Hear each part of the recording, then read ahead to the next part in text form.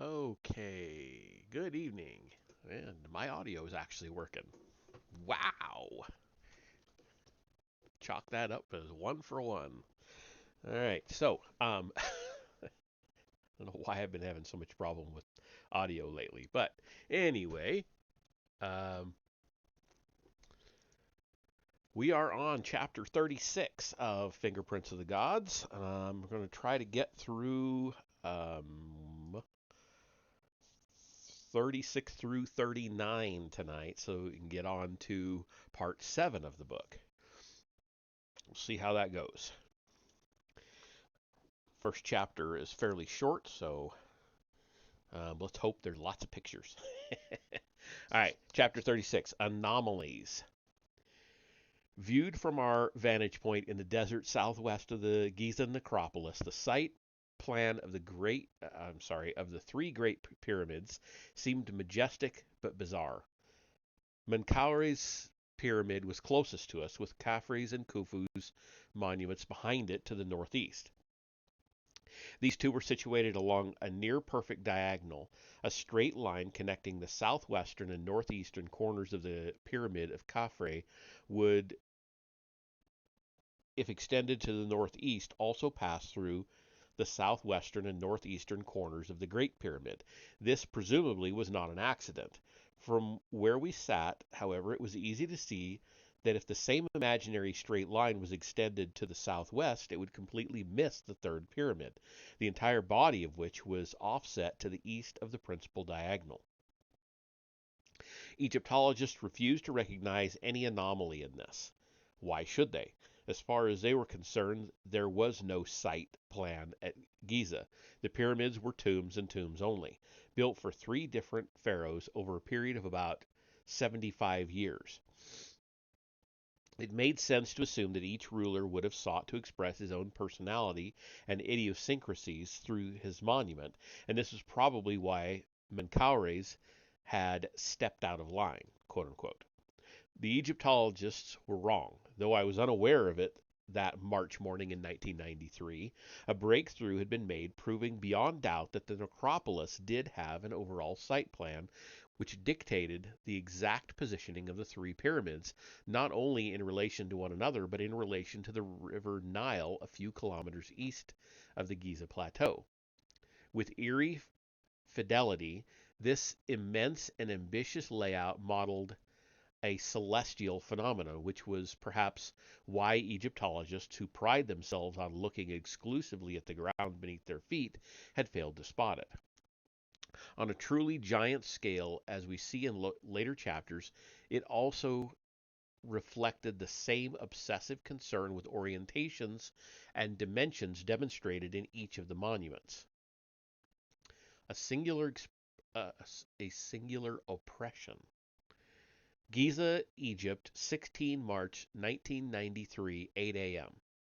At a little over 200 feet tall and with a side length at the base of 356 feet, the third pyramid was less than half the height and well under half the mass of the Great Pyramid. Nevertheless, it possessed a stunning and imposing majesty of its own. As we stepped out of the desert sunlight and into its huge geometrical shadow, I remembered that the Iraqi writer Abdul Latif had said about it when he had visited it in the 12th century, quote, "It appears fully." I'm sorry, where am I? I'm throwing weird words in randomly. I'm sorry. Quote, "It appears small compared with the other two, but viewed at a short distance and to the exclusion of these, it excites in the imagination a singular oppression and cannot be contemplated without painfully affecting the sight." End quote. The lower 16 courses of the monument were still cased, as they had been since the beginning, with facing blocks quarried out of red granite, so extremely hard in sorry, this is another quote.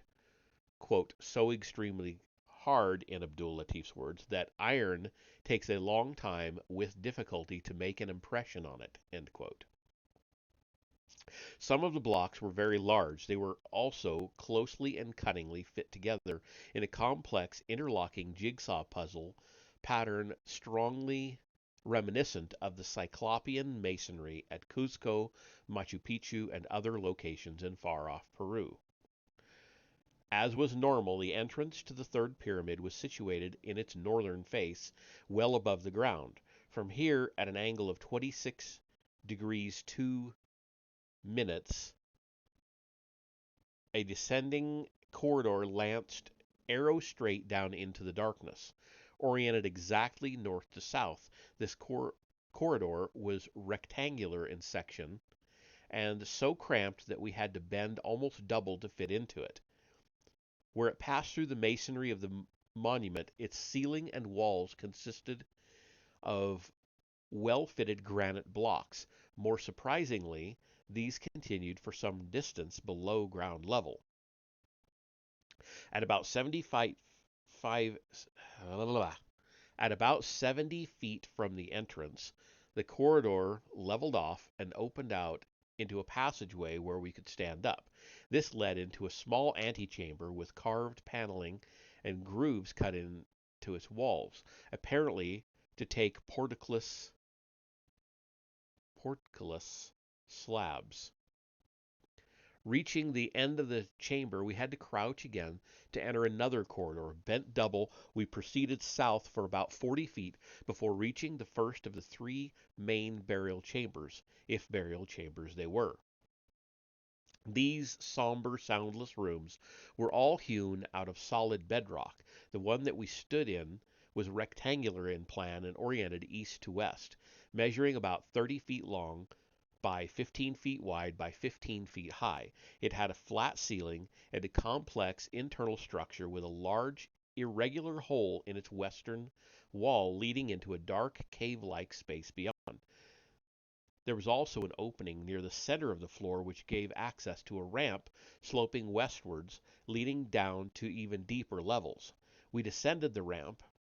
It terminated in a short horizontal passage, to the right of which, entered through a narrow doorway, lay a small empty chamber. 6 cells like the sleeping quarters of medieval monks had been hewn out of its walls, 4 on the eastern side and 2 on the north. 2 to the north. These were presumed by Egyptologists to have functioned as magazines for storing objects which the dead king wished to have close to his body, end quote. Coming out of this chamber, we turned right again back into the horizontal passage. At its end lay another empty chamber, the design of which is unique among the pyramids of Egypt. Some 12 feet long by 8 feet by 8 wide and oriented north to south, its walls and extensively broken and damaged floor were fashioned out of a peculiarly dense chocolate-colored granite, which seemed to absorb light and sound waves. Its ceiling consisted of 18 huge slabs of the same material, 9 on each side, laid in facing gables, because they had been hollowed from below to form a markedly concave surface. The effect of these great monoliths was of a perfect barrel vault, much as one might expect to find in the crypt of a Romanesque cathedral. Retracing our steps, we left the lower chambers and walked back up the ramp to the large, flat-roofed, rock-hewn room above. Passing through the ragged aperture in its western wall, we found ourselves looking directly at the upper sides of the 18 slabs from which the ceiling of the chamber below, which formed the ceiling of the chamber below. From this perspective, their true form as a pointed gable was immediately apparent. What was less clear was how they had been brought in here in the first place, let alone laid so perfectly in position. Each one must have weighed many tons, heavy enough to have made them extremely difficult to handle under any circumstances, and these were no ordinary circumstances, as though they had set out deliberately to make things more complicated for themselves, or perhaps because they found such tasks simple. Question mark. The pyramids built the pyramid builders had disdained to provide an adequate working area between the slabs and the bedrock above them. By crawling into the cavity, I was able to establish that the clearance varied from approximately 2 feet at the southern end to just a few inches at the northern end. In such a restricted space, there was no possibility that the monoliths could have been lowered into position. Logically, therefore, they must have been raised from the chamber floor. But how had that been done? The chamber was so small that only a few men could have worked inside it at any one time, too few to have had the muscle power to lift the slabs by brute force. Pulleys were not supposed to have existed in the Pyramid Age. Even if they had, there would have been insufficient room to set up, block, and tackle. Had some unknown system of levers been used? Or might there be more substance than scholars realized to the ancient Egyptian legends that spoke of huge stones being effortlessly levitated by priests or magicians through the utterances of words of power, quote unquote? Not for the first time, when confronted by the mysteries of the pyramids, I knew that I was looking at an impossible engineering feat, which had nevertheless been carried out to astonishingly high and precise standards. Moreover, if Egyptologists were to be believed, the construction work had supposedly been undertaken at the dawn of human civilization by a people who had not accumulated any experience of massive construction projects. This was, of course, a startling cultural paradox, and one for to which no adequate explanation had ever been afforded by an orthodox academic. I think that's got to be a typo of some kind, an editing error. And one for to which no adequate explanation. That's a very awkward sentence, and he doesn't tend to write awkward sentences, so I think it's an editing error. The moving finger writes, and having writ, it moves on. Leaving the underground chambers, which seemed to vibrate at the core of the third pyramid like the convoluted, multi-valved heart of some slumbering leviathan, we made our way along the narrow entrance corridor and into the open air. Our objective now was the second pyramid. We walked along its western flank just under 708 feet in length, turned right, and eventually came to the point on its north side, about 40 feet east of the main north-south axis, where the principal entrances were located. One of these was carved directly into the bedrock at ground level, about 30 feet in front of the monument. The other was cut into the northern face at a height of just under 50 feet. From the latter, a corridor sloped downwards at an angle of 25 degrees 55 seconds. From the former, by which we now entered the pyramid, another descending corridor led deeply underground, then leveled off for a short distance, giving access to a subterranean chamber, then ascended steeply and finally leveled off again into a long horizontal passageway, heading due south, into which also fed the upper corridor that sloped down from the entrance in the north face. High enough to stand up in, and lined at first with granite and then with smoothly polished limestone, the horizontal passageway was almost at ground level. That is, it lay directly beneath the pyramid's lowest course of masonry. It was also extremely long, running dead straight for a further 200 feet until it debouched. I don't know that word, and I forgot to look it up from last time. It's spelled Debouched. I have never seen that word before until I started reading this book. So I'm going to say debauched. In the single, it ran a further 200 feet until it debouched in the single, quote, burial chamber, end quote, at the heart of the monument. As we have already noted, no mummy had ever been found in this later chamber, nor any inscriptions, and the result that the so-called Pyramid of Khafre was wholly anonymous, with the result that the so-called was anonymous. Late, latter day, later, I kind of lost my spot there. Sorry, I apologize. Latter-day adventurers had, however, carved their names onto its walls, notably the former circus strongman Giovanni Battista Belzoni, 1778 to 1823, who had forced his way into the monument in 1818. His huge and flamboyant graffito, daubed in black paint high on the south side of the chamber, was a reminder of basic human nature, the desire that all of us feel to be recognized and remembered. It was clear that Khafre himself had been far from immune from this ambition, since repeated references to him, as well as a number of flattering statues, appeared in the surrounding funerary complex. If he had indeed built the pyramid as his tomb, it seemed inconceivable that such a man would have failed to stamp his name and identity somewhere within its interior.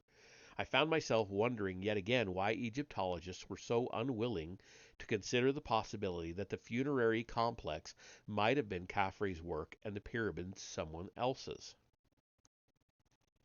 And now we have a picture. Um, is it just? Oh, it's two pictures. Okay. The first one is chamber and passageway system of the Pyramid of Menkaure. And it is a very small picture. I'll have to blow it up quite a bit here.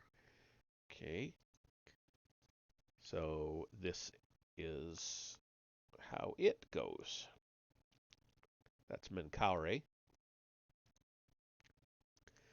the third smallest pyramid. And then this other one is chamber and passageway system of the Pyramid of Khafre, the second pyramid, the one that he was just describing being in.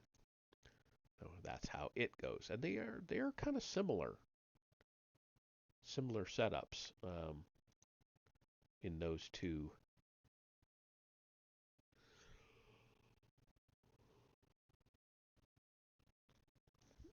That they both have two um, diagonal um, passages going down before leveling out. That's what I mean by them being similar. Beyond that, they're not similar at all. It's just that double downward angled passages. Anyway,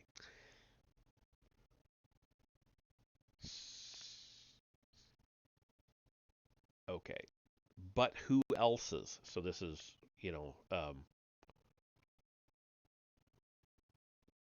asking the question of himself, who's saying that the funerary complex was Khafre's and the pyramid was somebody else's, but who else's? In many ways, this, rather than the absence of identifying marks, was the central problem. Prior to the reigns of Khufu, Khafre, and Menkaure, there was not a single pharaoh whose name could be put forward as a candidate. Khufu's father, Sneferu, the first king of the fourth dynasty, was believed to have built the so-called Bent and Red pyramids at Dashur, about 30 miles south of Giza, an attribution that was itself mysterious if pyramids were indeed tombs, since it seemed strange that one pharaoh required two pyramids to be buried in. Sneferu was also credited by some Egyptologists with the construction of the collapsed pyramid at Meidum, Meidum, although a number of authorities insisted that this was the tomb of Huni, the last king of the third dynasty.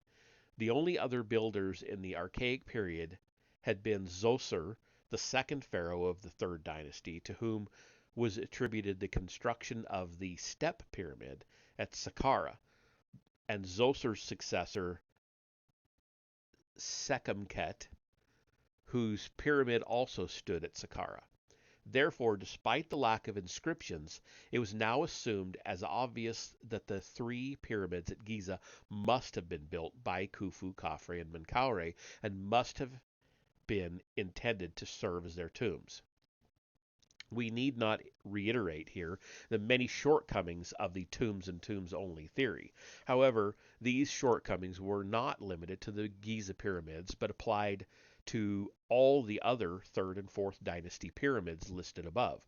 Not a single one of these monuments have ever been found to contain the body of a pharaoh or any signs whatsoever of a royal burial.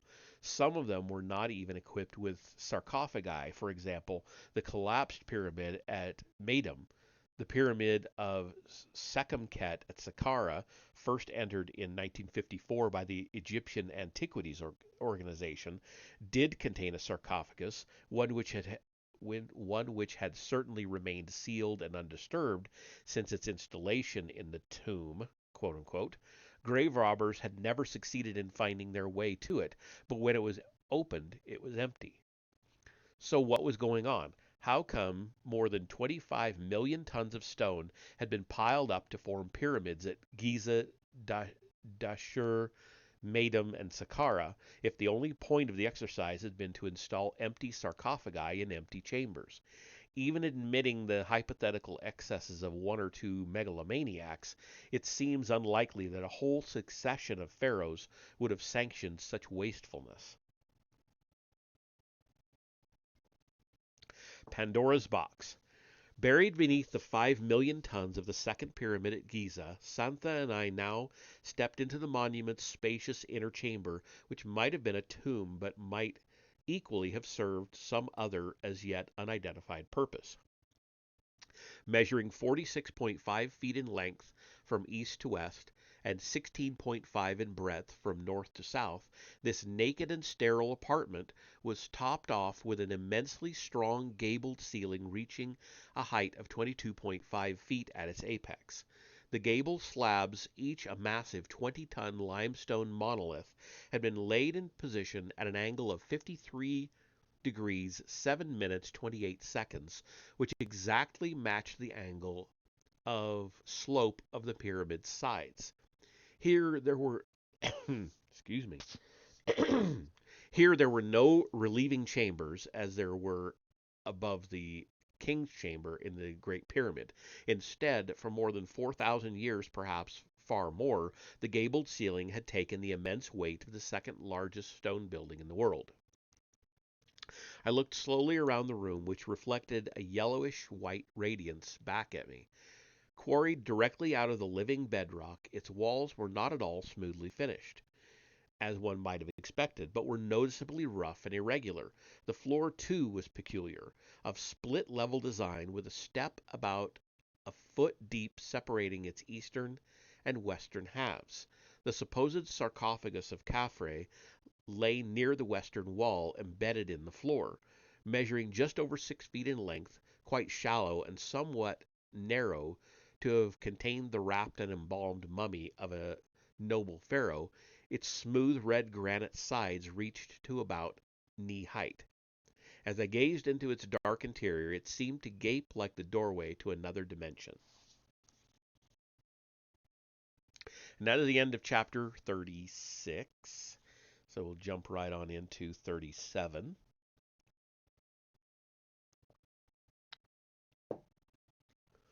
Made by Some God is the name of this chapter.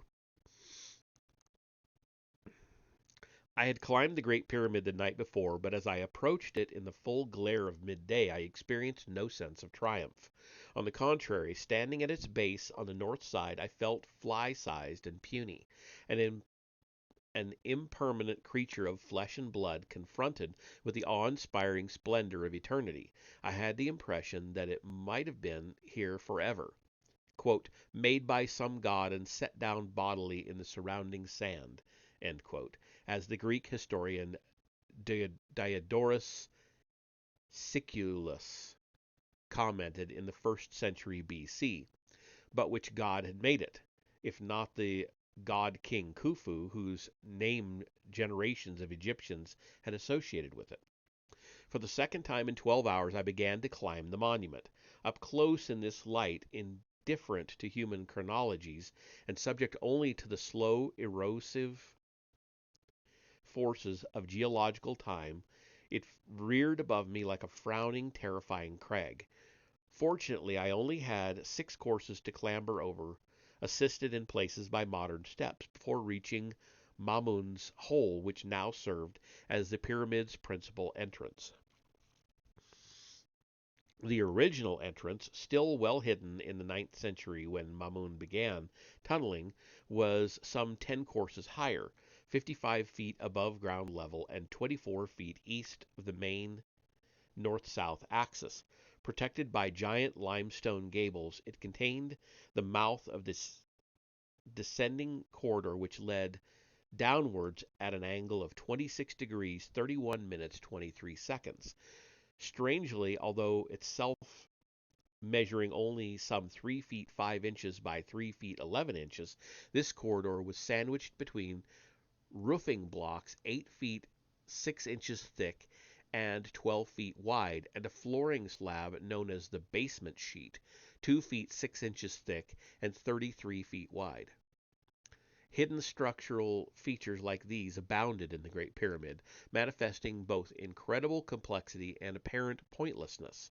Nobody knew how blocks of this size had been successfully installed, neither did anybody know how they had been set so carefully in alignment with other blocks, or at such precise angles, because as the reader may have realized, the 26-degree slope of the descending corridor was part of a deliberate and regular pattern.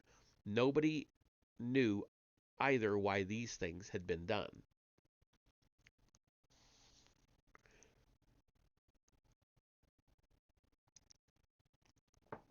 The beacon. Entering the pyramid through Mamun's hole did not feel right. It was like entering a cave or grotto cut into the side of a mountain. It lacked the sense of deliberate and geometrical purposefulness that would have been conveyed by the original descending corridor. Worse still, the dark and inauspicious horizontal tunnel leading inwards looked like an ugly, deformed thing, and still bore the marks of violence where the Arab workmen had alternately heated and chilled the stones with fierce fires and cold vinegar before attacking them with hammers and chisels, battering rams and borers. That's interesting. Cold vinegar. Wonder why. Something to do with the acidity? I don't know. On the one hand, such vandalism seemed gross and irresponsible. On the other, a startling possibility had to be considered. Was there not a sense in which the pyramids seemed to have been designed to invite human beings of intelligence and curiosity to penetrate its mysteries? After all, if you were a pharaoh who wanted to ensure that his deceased body remained inviolate for eternity, would it make better sense A, to advertise to your own and all subsequent generations the whereabouts of your burial place, or B, to choose some secret and unknown location of which you would never speak and where you might never be found? Which I think is kind of what the Valley of the Kings was, wasn't it? Kind of hidden away. Maybe I'm wrong. The answer was obvious. You would go for secrecy and seclusion, as the vast majority of the pharaohs of ancient Egypt had done. Why then, if it was indeed a royal tomb, was the Great Pyramid so conspicuous? Why did it occupy a ground area of more than 13 acres? Why was it almost 500 feet high? Why, in other words, if it's supposed if its purpose was to conceal and protect the body of Khufu, had it been designed so that it could not fail to attract the attention? In all epochs and under all imaginable circumstances of treasure-crazed adventurers and of prying and imaginative intellectuals, it was simply not credible that the brilliant architects, stonemasons, surveyors, and engineers who had created the Great Pyramid could have been ignorant of basic human psychology. The vast ambition and the transcendent beauty, power, and artistry of their handiwork spoke of refined skills, deep insight, and a complete understanding of the symbols and primordial patterns by which the minds of men could be manipulated. Logic, therefore, suggested that the pyramid builders must also have understood exactly what kind of beacon they were piling up with such incredible precision on this windswept plateau on the west bank of the Nile in those high and faraway times. They must, in short, have wanted this remarkable structure to exert a perennial fascination, to be violated by intruders, to be measured with increasing degrees of exactitude, and to haunt the collective imagination of mankind like a persistent ghost, summoning intimations of a profound and long forgotten secret. And boy, hasn't it. Mind games of the pyramid builders. The point where Mamun's hole intersected with the 26-degree descending corridor was closed off by a modern steel door. Beyond it, to the north, that corridor sloped up until it reached the gables of the monument's original entrance. To the south, as we had seen, the corridor sloped down for almost another 350 feet into the bedrock before opening out into a huge subterranean chamber 600 feet beneath the apex of the pyramid. The accuracy of this corridor was astonishing. From top to bottom, the average deviation from straight amounted to less than 1/4 inch in the sides and 3/10 of an inch on the roof. Passing the steel door, I continued through Mamun's tunnel, breathing in its ancient air and adjusting my eyes to the gloom of the low wattage bulbs that lit it. Then, ducking my head, I began to climb through the steep and narrow section hacked upwards by the Arab diggers in their feverish thrust to bypass the series of granite plugs blocking the lower part of the ascending corridor. At the top of the tunnel, two of the original plugs could be seen, still in situ but partially exposed by quarrying. Egyptologists assumed that they had been slid into their present position from above, all the way down the 129-foot length of the ascending corridor from the foot of the Grand Gallery. Builders and engineers, however, whose trend of thought was perhaps more practical, had pointed out that it was physically impossible for the plugs to have been installed in this way because of the leaf-thin clearance that separated them from the walls, floor, and ceiling of the corridor. Friction would have foiled any sliding operation in a matter of inches, let alone 100 feet.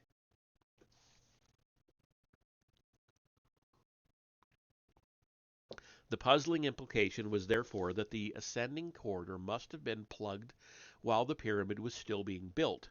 But why would anyone have wished to block the main entrance to the monument at such an early stage in its construction, even while continuing to enlarge and elaborate its inner chambers?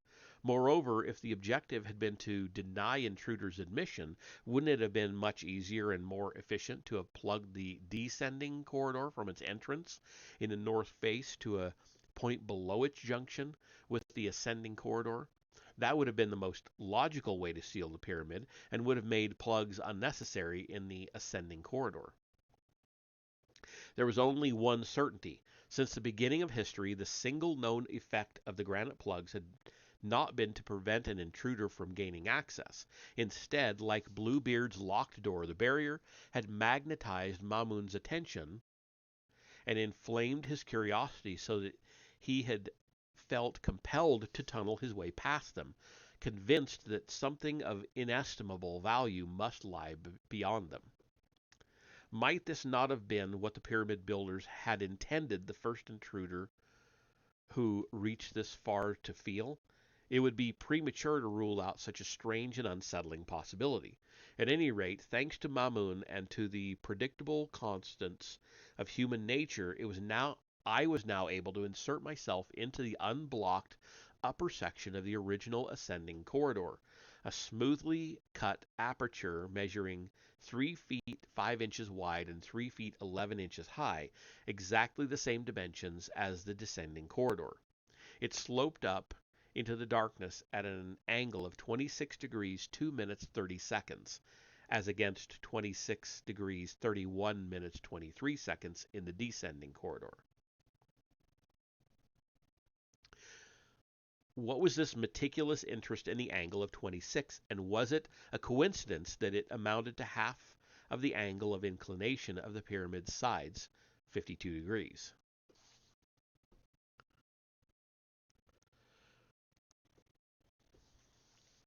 The reader may recall the significance of this angle. It was a key ingredient of the sophisticated and advanced formula by which the design of the Great Pyramid had been made to correspond precisely to the dynamics of spherical geometry. Thus, the original height of the monument, 481.3949 feet, and the perimeter of its base, 3,023.16 feet, stood in the same ratio to each other as did the radius of a sphere to its circumference. The ratio was 2 pi, 2 times 3.14, and to express it, the builders had been obliged to specify the tricky and idiosyncratic angle of 52 degrees for the pyramid's sides, since any greater or lesser slope would have meant a different height to perimeter ratio. In chapter 23, we saw that the so-called Pyramid of the Sun at Teotihuacan in Mexico also expressed a knowledge and deliberate use of the transcendental number pi. In its case, the height, 233.5 feet, stood in a relationship of 4 pi to the perimeter of its base, 2,932.76 feet. The crux, therefore, was that the most remarkable monument of ancient Egypt and the most remarkable monument of ancient Mexico both incorporated pi relationships long before and far away from the official discovery of this transcendental number by the Greeks. Moreover, the evidence invited the conclusion that something was being signaled by the use of pi, almost certainly the same thing in both cases. Not for the first time and not for the last, I was overwhelmed by a sense of contact with an ancient intelligence, not necessarily Egyptian or Mexican, which had found a way to reach out across the ages and draw people towards it like a beacon. Some might look for treasures, others, captivated by the deceptively simple manner in which the builders had used pi to demonstrate their mastery of the secrets of transcendental numbers, might be inspired to search for further mathematical epiphanies. Bent almost double, my back brushing against the polished limestone ceiling, it was with such thoughts in my mind that I began to scramble up the 26-degree slope of the ascending corridor, which seemed to penetrate the vast bulk of the 6-million-ton building like a trigonometrical device. After I had banged my head on its ceiling a couple of times, however, I began to wonder why the ingenious people who designed it hadn't made it 2 or 3 feet higher. If they could erect a monument like this in the first place, which they obviously could, and equip it with corridors, surely it would not have been beyond their capabilities to make these corridors roomy enough to stand up in. Once again, I was tempted to conclude that it was the result of a deliberate decision by the pyramid builders. They had made the ascending corridor this way because they had wanted it this way, rather than because such a design had been forced upon them. Was their motive in the apparent madness of this archaic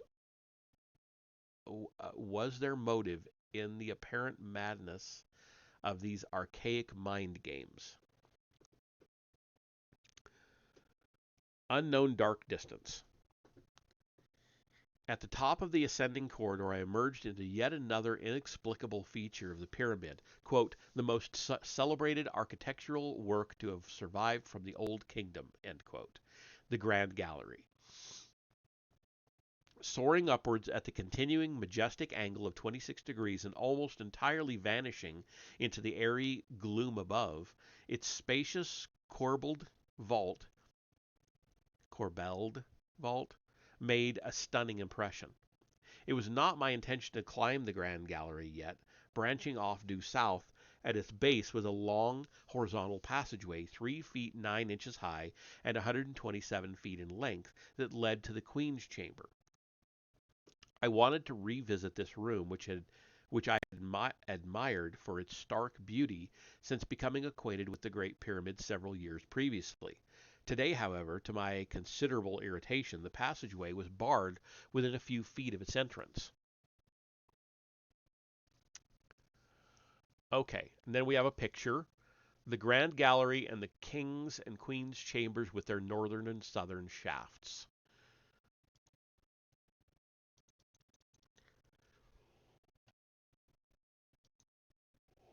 Hmm.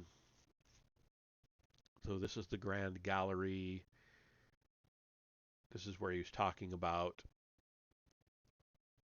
this very narrow corridor leading to the Queen's chamber, but it was barred right here for some reason.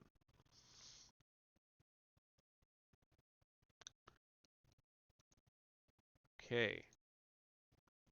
The reason, though, I was unaware of it at the time was that a German robotics engineer named Rudolf Gantenbrink was at work within, slowly and painstakingly maneuvering a $250,000 robot up the narrow southern shaft of the Queen's chamber.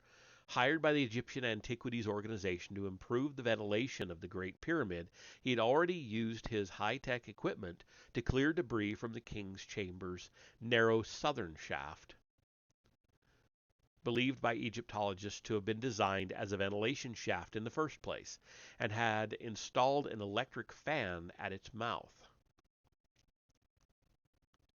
At the beginning of March 1993, he transferred his attentions to the Queen's chamber, deploying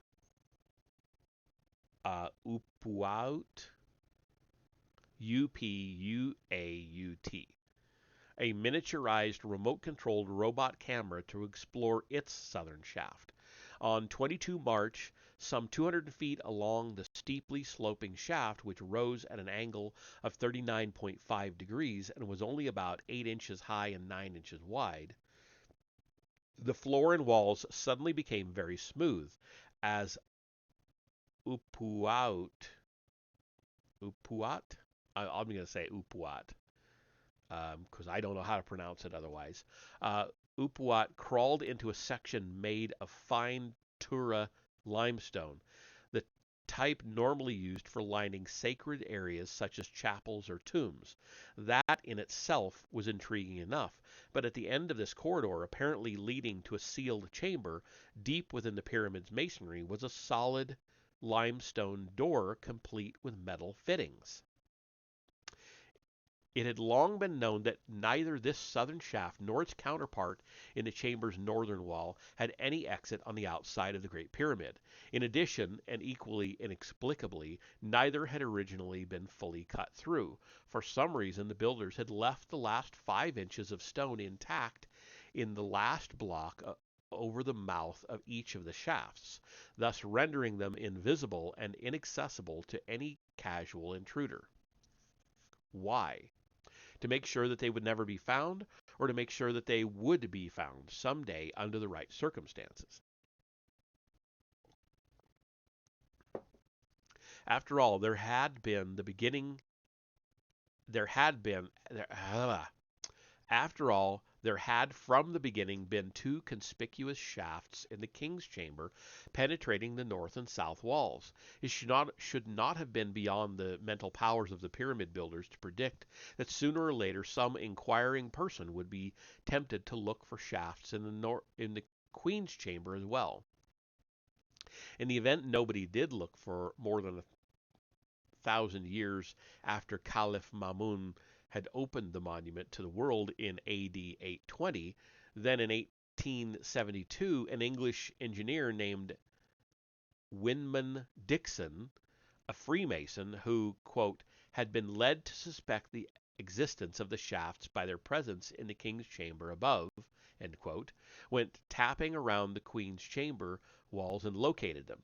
He opened the southern shaft first, setting his, quote, carpenter and man of all work Bill Grundy to jump a hole with a hammer and steel chisel at that place. So to work the faithful fellow went, and with a will which soon began to make a way into the soft stone, limestone, at this point, when lo, after a comparatively very few strokes, flop went the chisel right through into something or other, end quote. The something or other Bill Grundy's chisel had reached turned out to be a rectangular, horizontal, tubular channel about 9 inches by 8 inches in transverse breadth and width, going back 7 feet into the wall and then rising at an angle into an unknown dark distance, end quote. Where did the quote start? Oh, it started at a rectangular horizontal. I didn't see that first quote. Sorry about that. It was up that angle and into that quote-unquote unknown dark distance 121 years later that Rudolf Gantenbrink sent his robot, the technology of our species having finally caught up with our powerful instincts to pry. Those instincts were clearly no weaker in 1872 than in 1993. Among the many interesting things the remote-controlled camera succeeded in filming in the Queen's chamber shaft was the far end of a long-sectioned metal rod of 19th century design, which Wayman Dixon and the faithful Bill Grundy had secretly stuffed up the intriguing channel. Predictably, they had assumed that if the pyramid builders had gone to the trouble of constructing and then concealing the shafts, then they must have hidden something worth looking for inside them.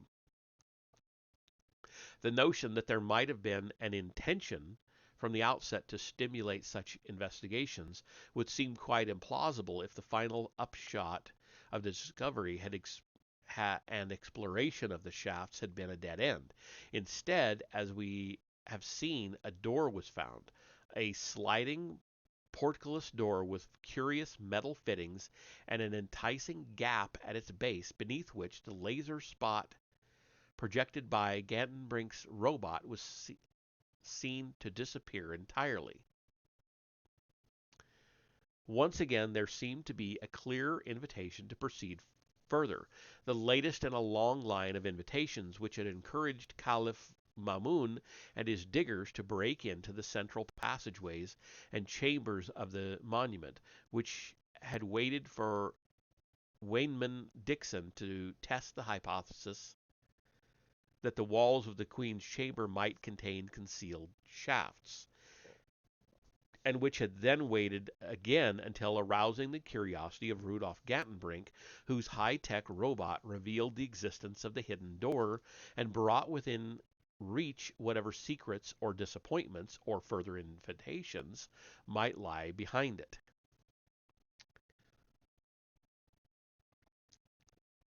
The Queen's Chamber. We shall hear more of Rudolf Gantenbrink and Upwat in later chapters. On 16 March 1993, however, knowing nothing of this, I was frustrated to find the Queen's chamber closed and glared resentfully through the metal grill that barred its entrance corridor. I remembered that the height of that corridor, 3 feet 9 inches, was not constant, approximately 110 feet due south from where I stood, and only about 15 feet from the entrance to the chamber. A sudden downward step in the floor increased the standing room to 5 feet 8 inches. Nobody had come up with a convincing explanation for this peculiar feature. The Queen's Chamber itself, apparently empty since the day it was built, measured 17 feet 2 inches from north to south and 18 feet 10 inches from east to west. It was equipped with an elegant gabled ceiling, 20 feet 5 inches in height, which lay exactly along the east-west axis of the pyramid. Its floor, however, was the opposite of elegant and looked unfinished. There was a constant salty emanation from its pale, rough-hewn limestone walls, giving rise to much fruitless speculation.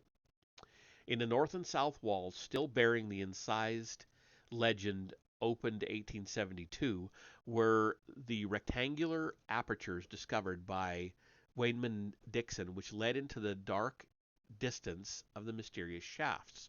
The western wall was quite bare. Offset a little over 2 feet to the south of its center line, the eastern wall was dominated by a niche in the form of a corbel vault 15 feet 4 inches high and 5 feet 2 inches wide at the base, originally 3 feet 5 inches deep. A further cavity had been cut in the back of this niche in medieval times by Arab treasure seekers looking for hidden chambers. They had found nothing. Egyptologists had also been unable to come to any persuasive conclusions about the original function of the niche, or, for that matter, of the Queen's Chamber as a whole. All was confusion, all was paradox, all was mystery.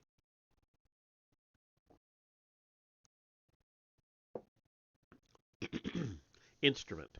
The Grand Gallery had its mysteries too. Indeed, it was among the most mysterious of all the internal features of the Great Pyramid. Measuring 6 feet 9 inches wide at the floor, its walls rose vertically to a height of 7 feet 6 inches. Above that level, 7 further courses of masonry, each one projecting inwards some 3 inches beyond the course immediately below it, carried the vault to its full height of 28 feet and its culminating width of 3 feet 5 inches. Remember that structurally the gallery was required to support forever the multi-million ton weight of the upper 3/4 of the largest and heaviest stone monument ever built on planet Earth. Was it not quite remarkable that a group of supposed technological primitives, quote unquote, had not only envisaged and designed such a feature, but had completed it successfully more than 4,500 years before our time? Even if they had made the gallery only 20 feet long and had sought to erect it on a level plane, the task would have been difficult enough, indeed extraordinarily difficult. But they had opted to erect this astonishing corbel vault at a slope of 26 degrees and to extend its length to a staggering 153 feet. Moreover, they had made it with perfectly dressed limestone megaliths throughout, huge, smoothly polished blocks carved into sloping parallelograms and laid together so closely and with such rigorous precision that the joints were almost invisible to the naked eye. The pyramid builders had also included some interesting symmetries in their work. For example, the culminating width of the gallery at its apex was 3 feet 5 inches, while its width at the floor was 6 feet 9 inches. At the exact center of the floor, running the entire length of the gallery and sandwiched between flat-topped masonry ramps, each 1 foot 8 inches wide, there was a sunken channel 2 feet deep and 3 feet 5 inches wide. What could have been the purpose of this slot, and why had it been necessary for it to mirror so precisely the width and form of the ceiling, which also looked like a slot sandwiched between the 2 upper courses of masonry?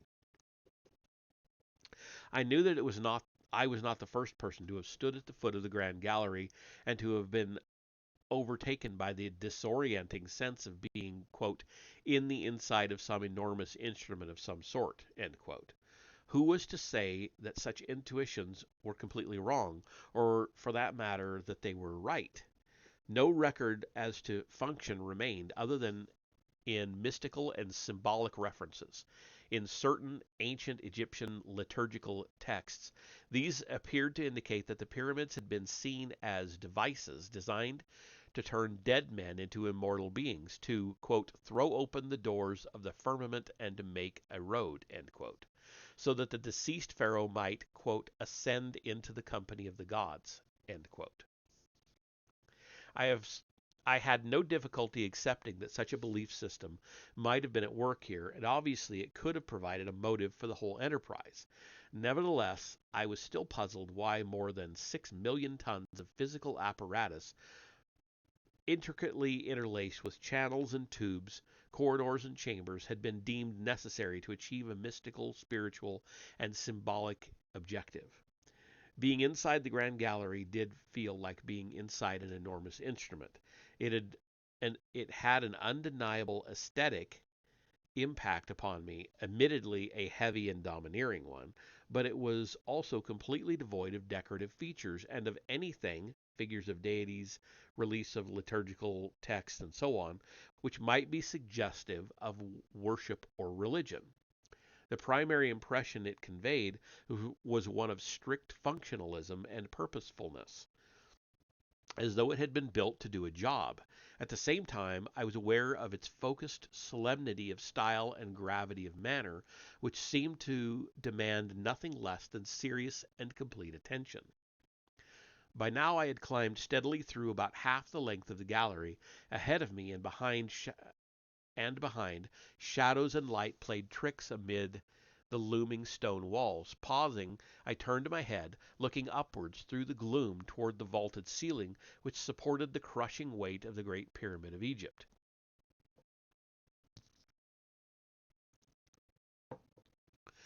It suddenly hit me how dauntingly and disturbingly old it was, and how completely my life at this moment depended on the skills of the ancient builders. The hefty blocks that spanned the distant ceiling were examples of those skills, every one of them laid at a slightly deeper gradient than that of the gallery, as the great archaeologist and surveyor Flinders Petrie had observed. This had been done, quote, in order that the lower edge of each stone should hitch like a pawl into a ratchet cut into the top of the walls. Hence no stone can press on the one below it, so as to cause a cumulative pressure all down the roof, and each stone is separately upheld by the side walls which it lies across, end quote. And this was the work of people whose civilization had only recently emerged from Neolithic hunter-gathering. I began to walk up the gallery again, using the 2-foot deep central flooring slot. A modern wooden covering fitted with helpful slats and side railings made the ascent relatively easy. In antiquity, however, the floor had been smoothly polished limestone, which at a gradient of 26 degrees must have been almost impossible to climb. How had it been done? Had it been done at all?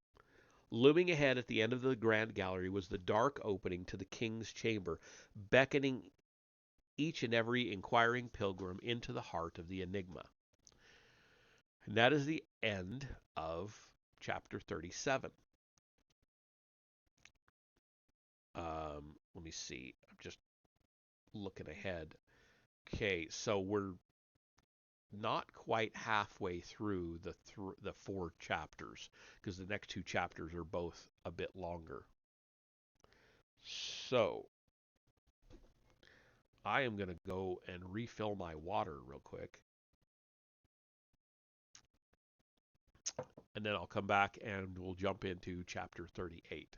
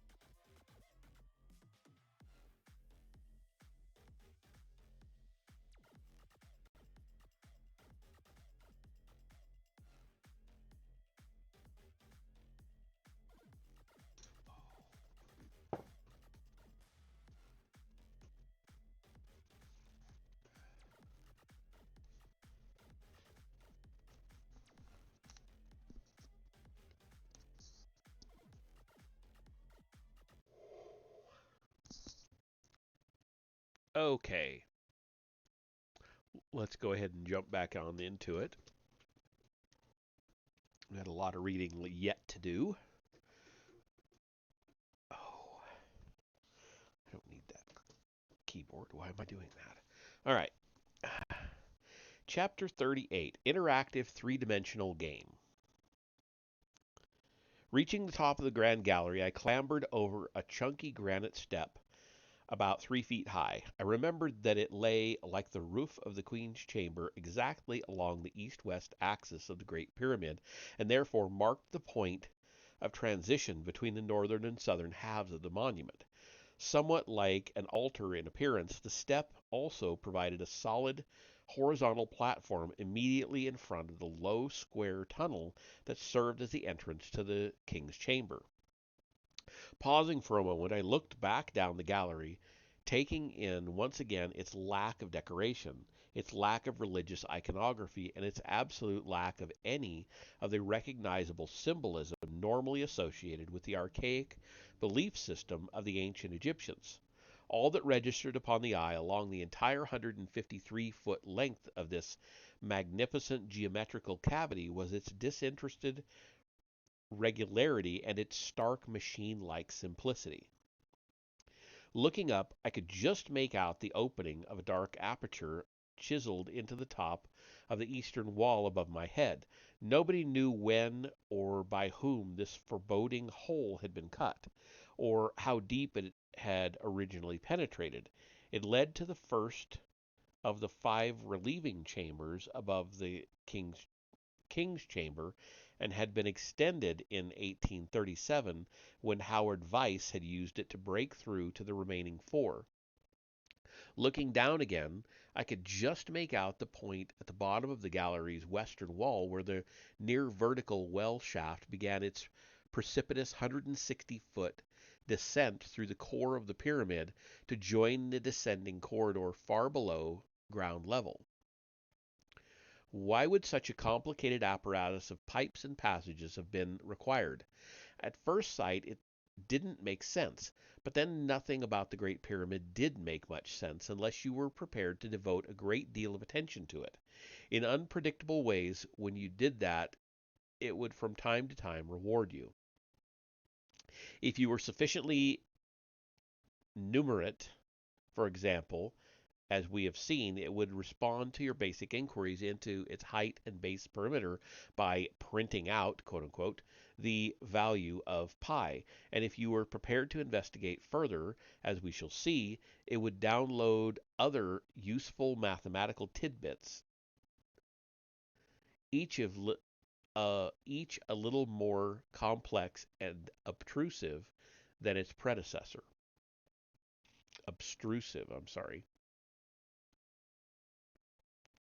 There was a programmed feel about this whole process, as though it had been carefully prearranged. Not for the first time, I found myself willing to consider the possibility that the pyramid might have been designed as a gigantic challenge or learning machine, or better still, as an interactive three-dimensional puzzle set down in the desert for humanity to solve.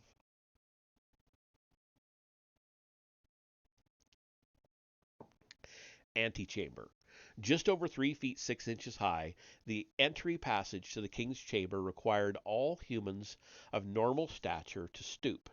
About 4 feet farther on, however, I reached the antechamber, where the roof level rose suddenly to 12 feet above the floor.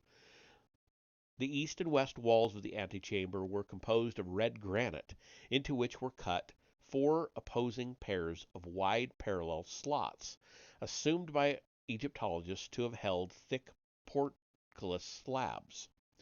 3 of these pairs of slots extended all the way to the floor and were empty. The 4th, the northernmost, had been cut down only as far as the roof level of the entry passage, that is 3 feet 6 inches above floor level, and still contained a hulking sheet of granite, perhaps 9 inches thick and 6 feet high.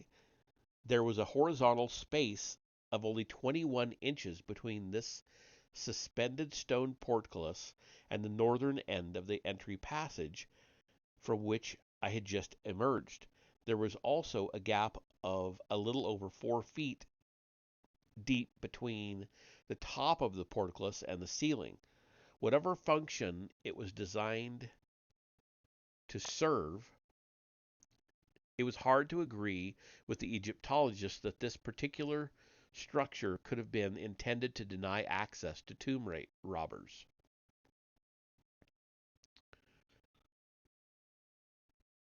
Okay, and then we have a picture of the antechamber and the remaining slab and the slots. So let me bring that up.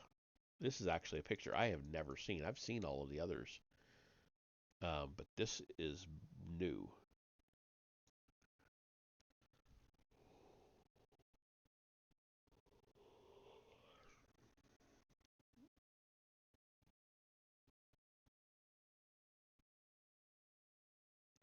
So there's that slab. Interesting. Why that one stops exactly there in is intriguing. Okay, back to the reading. We have a long way to go. Genuinely puzzled, I ducked under it and then stood up again in the southern portion of the antechamber, which was some 10 feet long and maintained the same roof height of 12 feet. Though much worn, the grooves for the three further portcullis slabs were still visible in the eastern and western walls.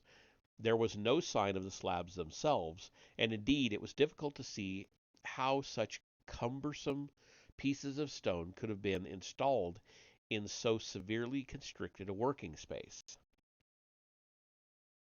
I remembered that Flinders Petrie, who had systematically surveyed the entire Gizeh necropolis in the late 19th century, had commented on a similar puzzle in the second pyramid. Quote, the granite portcullis in the lower passage shows great skill in moving masses, as it would need 40 or 60 men to lift it, yet it has been moved and raised into place in a narrow passage where only a few men could possibly reach it. End quote. Exactly the same observations applied to the portcullis slabs of the Great Pyramid.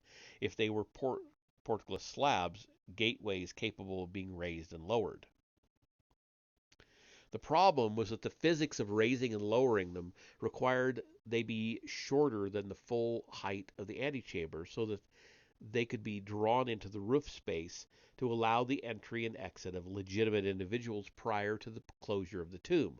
This meant, of course, that when the bottom edges of the slabs were lowered to the floor to block the antechamber at that level, an equal and opposite space would have opened up between the top edges of the slabs and the ceiling, through which any enterprising tomb robber would certainly have been able to climb.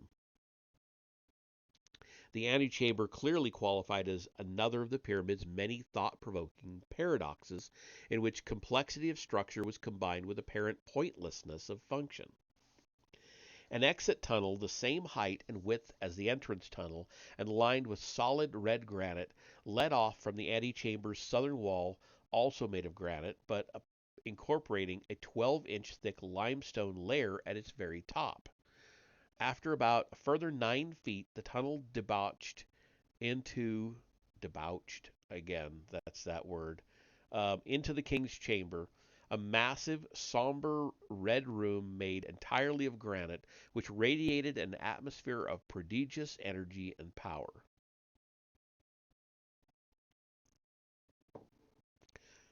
Stone enigmas. I moved into the center of the king's chamber, the long axis of which was perfectly oriented east to west, while the short axis was equally perfectly oriented north to south. The room was exactly 19 feet 1 inch in height and formed a precise 2 by 1 rectangle measuring 34 feet 4 inches long by 17 feet 2 inches wide, with a floor consisting of 15 massive granite paving stones and walls composed of 100 gigantic granite blocks, each weighing 70 tons or more and laid in 5 courses, and with a ceiling spanned by 9 further granite blocks, each weighing approximately 50 tons. The effect was of intense and overwhelming compression.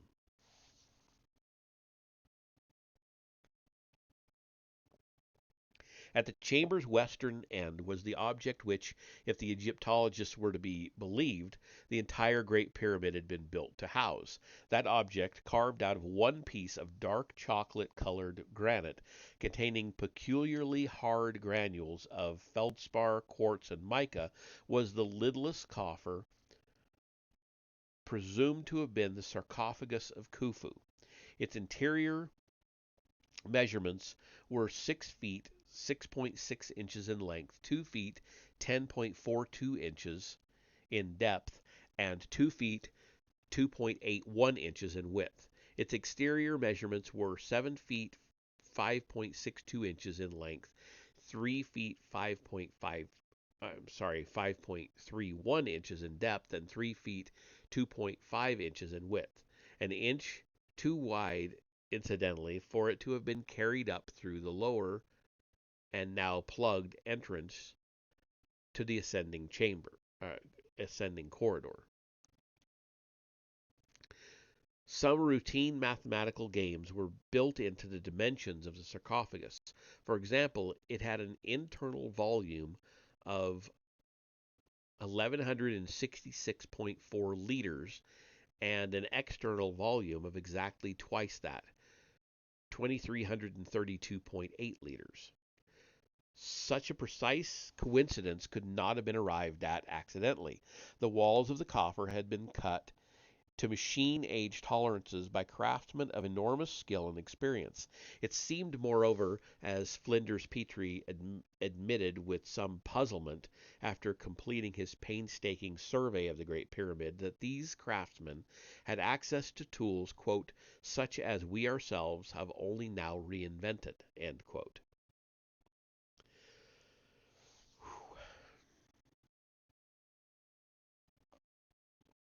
Petrie examined the sarcophagus particularly closely and reported that it must have been cut out of its surrounding granite block with straight saws 8 feet, quote, 8 feet or more in length, end quote. Since the granite was extremely hard, he could only assume that these saws must have had bronze blades, the hardest metal then supposedly available, inset with, quote, cutting points, end quote, made of even harder jewels. Quote, the character of the work would certainly seem to point to diamond as being the cutting jewel, and only the considerations of its rarity in general and its absence from Egypt there interfere with this conclusion, end quote. An even bigger mystery surrounding the hollowing out of the sarcophagus, obviously a far more difficult enterprise than separating it from a block of bedrock. Here, Petrie concluded that the Egyptians must have, quote, adapted their sawing principle into a circular instead of a rectilinear form, curving the blade,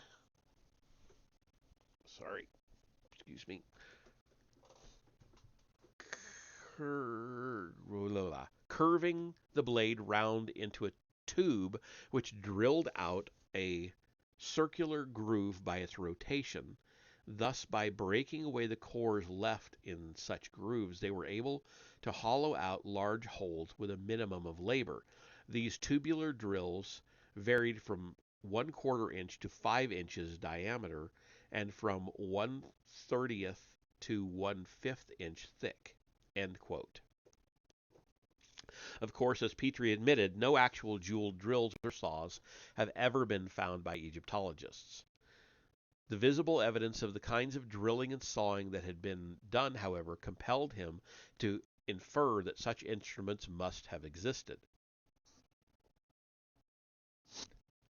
He became especially interested in this and extended his study to include not only the King's Chamber sarcophagus, but many other granite artifacts and granite drill cores, quote unquote, which he collected at Giza.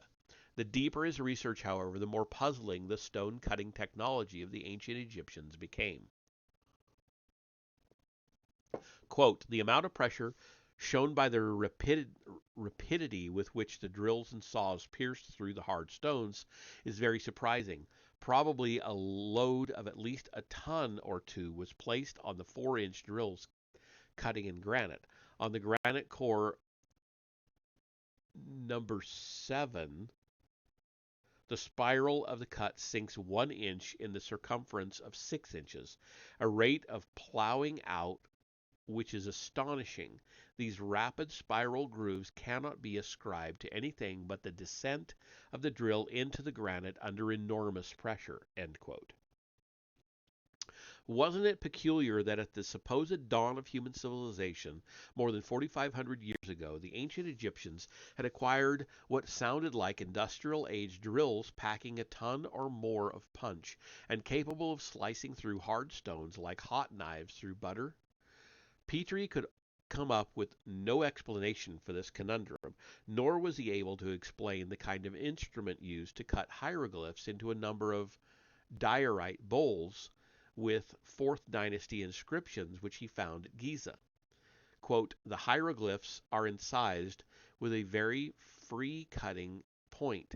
They are not scraped or ground out, but are plowed through the diorite with rough edges to the line." End quote. This bothered the logical Petrie because he knew that diorite was one of the hardest stones on earth, far harder even than iron. Yet here it was in ancient Egypt being cut with incredible power and precision by some as yet unidentified graving tool. Quote, "As the lines are only 1/150th inch wide, it is evident that the cutting point must have been much harder than quartz and tough enough not to splinter when so fine an edge had been employed. Probably only 1/200th of an inch wide. Parallel lines are graved only 1/30th of an inch apart from center to center." End quote. In other words, he was envisaging an instrument with a needle-sharp point of exceptional, unprecedented hardness, capable of penetrating and furrowing diorite with ease, and capable also of withstanding the enormous pressures required throughout the operation. What sort of instrument was that? By what means would the pressure have been applied? How could sufficient accuracy have been maintained to scour parallel lines at intervals of 1/30th of an inch? At least it was possible to conjure a mental picture of the circular drills with jeweled teeth which Petrie supposed must have been used to hollow out the king's chamber sarcophagus. I found, however, that it was not so easy to do the same for the unknown instrument capable of incising hieroglyphs into diorite at 2500 BC, at any rate not without assuming the existence of a far higher level of technology than Egyptologists were prepared to consider.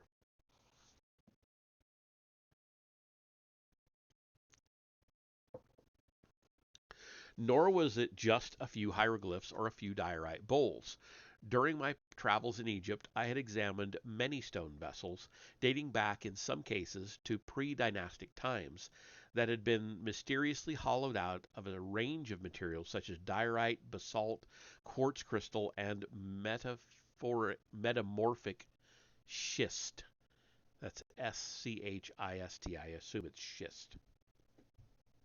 For example, more than 30,000 such vessels have been found in the chambers beneath the 3rd Dynasty step pyramid of Zoser at Saqqara. That meant that they were at least as old as Zoser himself, i.e., around 2650 BC. Theoretically, they could have been even older than that, because identical vessels had been found in pre-dynastic strata dated to 4000 BC and earlier. And because the practice of handing down treasured heirlooms from generation to generation had been deeply ingrained in Egypt since time immemorial. Whether they were made in 2500 BC or 4000 BC or even earlier, the stone vessels from the step pyramid were remarkable for their workmanship, which once again seemed to have been accomplished by some as yet unimagined and indeed almost unimaginable tool. Why unimaginable? Unimaginable? Because many of the vessels were tall vases with long, thin, elegant necks and widely flared interiors, often incorporating fully hollowed out shoulders. No instrument yet invented was capable of carving vases into shapes like these because of such because such an instrument would have had to have been narrow enough to have passed through the necks and strong enough and of the right shape to have scoured out the shoulders and the rounded interiors, and how could sufficient upward and outward pressure have been generated and applied within the vases to achieve these effects?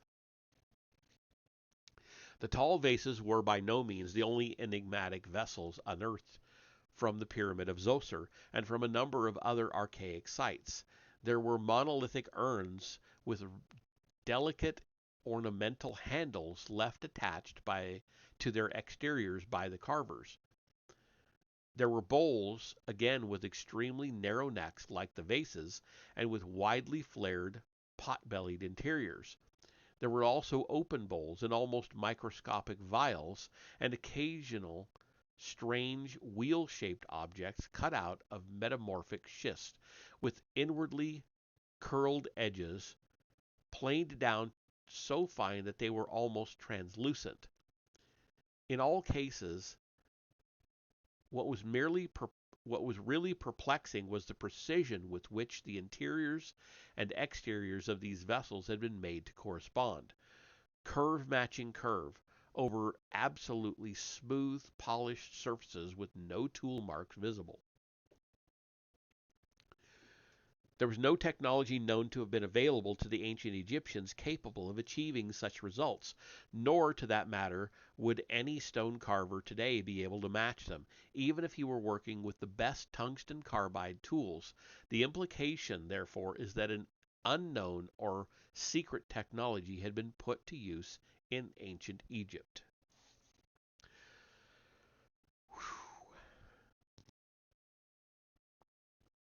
We're a little over half through this chapter. Uh, Ceremony of the sarcophagus. Standing in the king's chamber facing west, the direction of death amongst both the ancient Egyptians and the Maya, I rested my hands lightly on the gnarled granite edge of the sarcophagus, which Egyptologists insist had been built to house the body of Khufu. I gazed into its murky depths where the dim electric lighting of the chamber seemed hardly to penetrate, and saw specks of dust swirling in a golden cloud. It was just a trick of light and shadow, of course, but the king's chamber was full of such illusions. I remembered that Napoleon Bonaparte had paused to spend a night alone here during his conquest of Egypt in the late 18th century. The next morning he had emerged pale and shaken, having experienced something which had profoundly disturbed him, but about which he never afterwards spoke. Had he tried to sleep in the sarcophagus? Acting on impulse, I climbed into the granite coffer and lay down, face upwards, my feet pointing towards the south and my head to the north. Napoleon was a little guy, so he must have fitted comfortably. There was plenty of room for me, too. But had Khufu been here as well? I relaxed and tried not to worry about the possibility of one of the pyramid guards coming in and finding me in this embarrassing and probably illegal position. Hoping that I would remain undisturbed for a few minutes, I folded my hands across my chest and gave voice to a sustained low-pitched tone, something I had tried out several times before at other points in the king's chamber.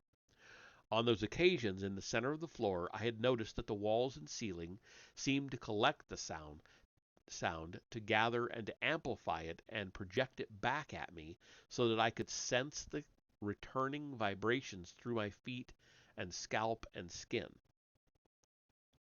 Now, in the sarcophagus, I was aware of very much the same effect, although seemingly amplified and concentrated many times over. It was like being in the sound box of some giant resonant musical instrument designed to emit forever just one reverberating note. The sound was intense and quite disturbing. I imagined it rising out of the coffer and bouncing off the red granite walls and ceiling of the king's chamber, shooting up through the northern and southern ventilation shafts, quote unquote, and spreading across the Giza Plateau like a sonic mushroom cloud. With this ambitious vision in my mind, and with the sound of my low-pitched note echoing in my ears and causing the sarcophagus to vibrate around me, I closed my eyes. When I opened them a few minutes later, I was to behold a distressing sight. 6 Japanese tourists of mixed ages and sexes had congregated around the sarcophagus, 2 of them standing to the east, 2 to the west, and 1 each to the north and south. They all looked amazed. And I was amazed to see them. Because of recent attacks by armed Islamic extremists, there were now almost no tourists at Giza, and I had expected to have the King's Chamber to myself. What does one do in a situation like this? Gathering as much dignity as I could muster, I stood upright, smiling and dusting myself off. The Japanese stepped back, and I climbed out of the sarcophagus. Cultivating a businesslike manner as though I did things like this all the time, I strolled to the point 2/3 of the way along the northern wall of the King's Chamber, where the entrance to what Egyptologists refer to as the northern ventilation shaft is located, and began to examine it minutely.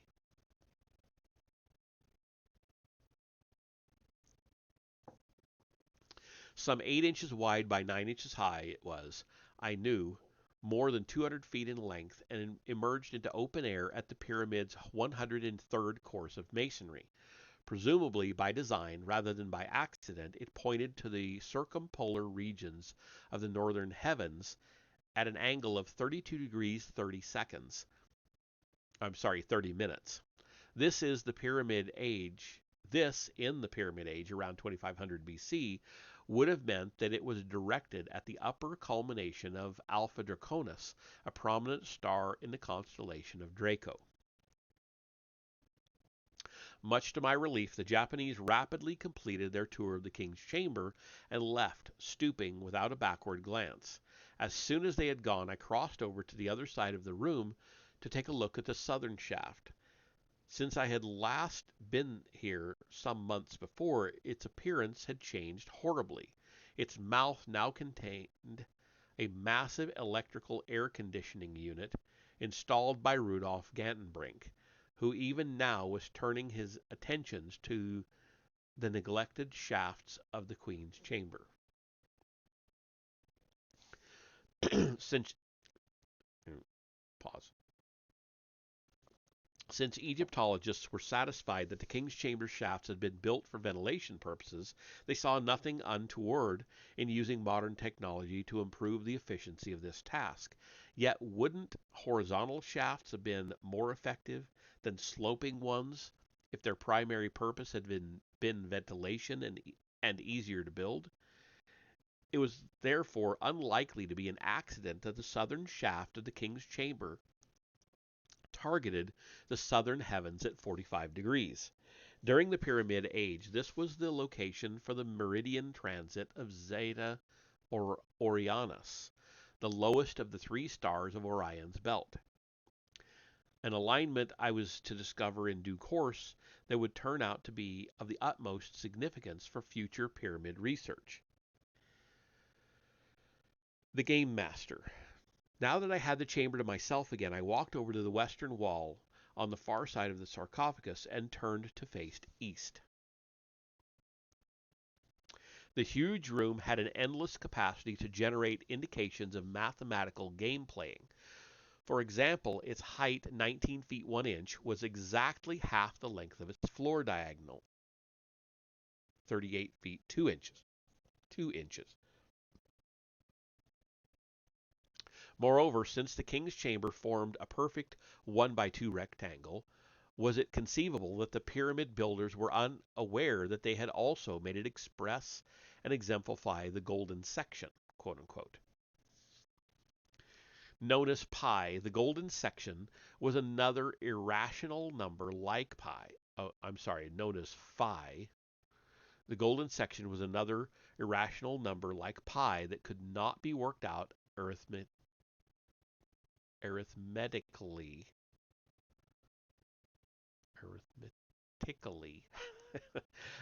It's I don't know why I can't pronounce that tonight. Its value was a square foot of 5 plus 1 divided by 2, equivalent to 1.61803. This proved to be the, quote, limiting value of the ratio between successive numbers in the Fibonacci series.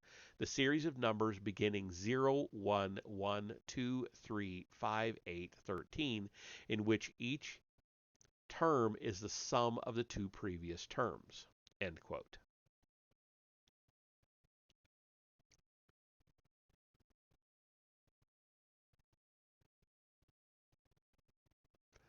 Phi could also be obtained schematically by dividing a line AB at a point C in such a way that the whole line AB was longer than the first part AC in the same proportion as the first part AC was longer than the remainder CB. This proportion, which had been proven particularly harmonious and agreeable to the eye, had supposedly been first discovered by the Pythagorean Greeks, who incorporated it into their Parthenon at Athens. There is absolutely no doubt, however, that phi was illustrated and obtained at least 2,000 years previously in the king's chamber of the Great Pyramid at Giza. And then we have a picture, and this actually takes us almost to the very end of this chapter, which is cool.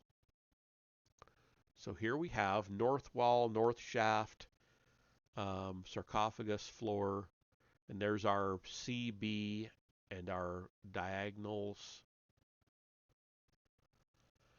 10 royal cubits, 11.18 royal cubits, 16.18 royal cubits,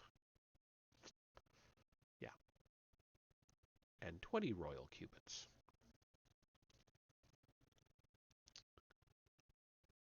Okay, back to it here. At the very beginning of its dynastic history, Egypt inherited a system of measures from unknown predecessors.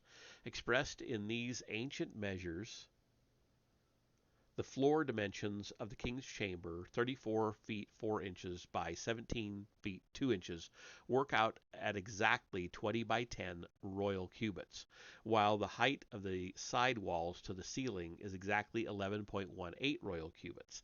The semi-diagonal of the floor AB is also exactly 11.18 royal cubits and can be swung up to C to confirm the height of the chamber. Phi is defined mathematically as the square root of 5 plus 1 divided by 2, i.e. 1.618. Is it a coincidence that the distance CD, i.e. the wall height of the king's chamber, plus half the width of its floor equals 16.18 royal cubits, thus incorporating the essential digits of phi? To understand how it is necessary to envisage the rectangular floor of the chamber as being divided into two imaginary squares of equal size, with the side length of each square being given a value of 1, if either of these two squares were then split in half, thus forming two new rectangles, and if the diagonal of the rectangle nearest to the center line of the king's chamber were swung down to the base, the point where its tip touched the base would be phi, or 1.618 in relation to the side length, i.e. 1, of the original square. An alternative way of obtaining phi, also built into the king's chamber's dimensions, is illustrated on the previous page. And that's the illustration I showed you. The Egyptologists considered all this was pure chance, yet the pyramid builders had done nothing by chance. Whoever they had been, I found it hard to imagine more systematic and mathematically minded people. I'd had quite enough of their mathematical games for one day. As I left the king's chamber, however, I could not forget that it was located in line with the 50th course of the Great Pyramid's masonry at a height of almost 150 feet above the ground. This meant, as Flinders Petrie pointed out with some astonishment, that the builders had managed to place it, quote, at the level where the vertical section of the pyramid was halved. where the area of the horizontal section was half that of the base, where the diagonal from corner to corner was equal to the length of the base, and where the width of the face was equal to half the diagonal of the base. End quote.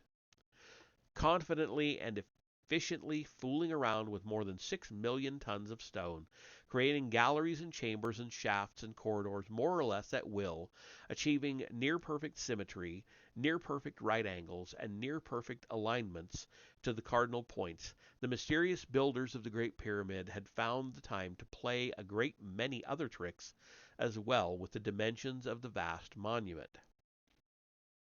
Why did their minds work this way?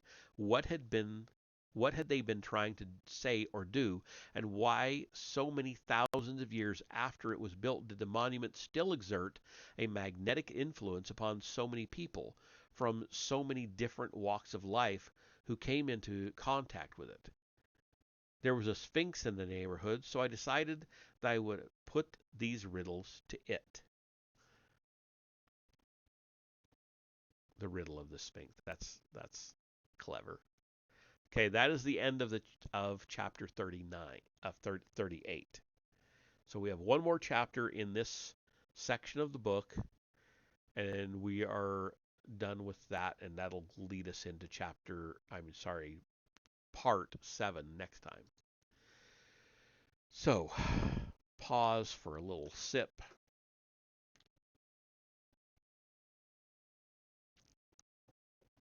Of my adult beverage.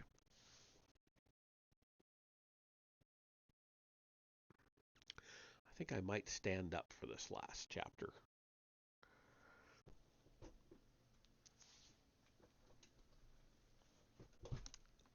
Standing for a little bit. Oh, too much sitting is not good for you.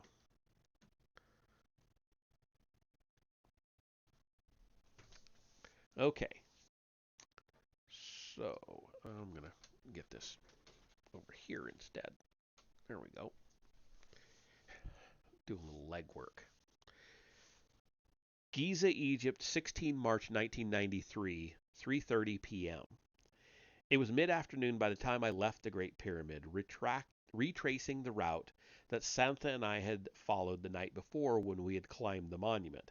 I walked eastwards along the northern face, southwards along the flank of the eastern face, clambered over mounds of rubble and ancient tombs that clustered closely in this part of the necropolis, and came out onto the sand-covered limestone bedrock of the Giza Plateau, which sloped down towards the south and east. At the bottom of this long, gentle slope, about half a kilometer from the southeastern corner of the Great Pyramid, the Sphinx crouched in his rock-hewn pit, 66 feet high and more than 240 feet long, with a head measuring 13 feet 8 inches wide. He was, by a considerable margin, the largest single piece of sculpture in the world and the most renowned. I don't know if this is supposed to be a quote or just a list. It doesn't really indicate. A shape with lion body and the head of a man, a gaze blank and pitiless as the sun. I guess it was supposed to be a quote. Sorry.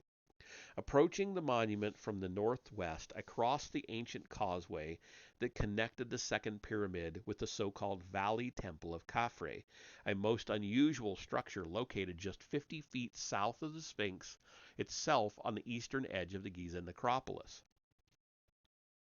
This temple had long been believed to be far older than the time of Khafre.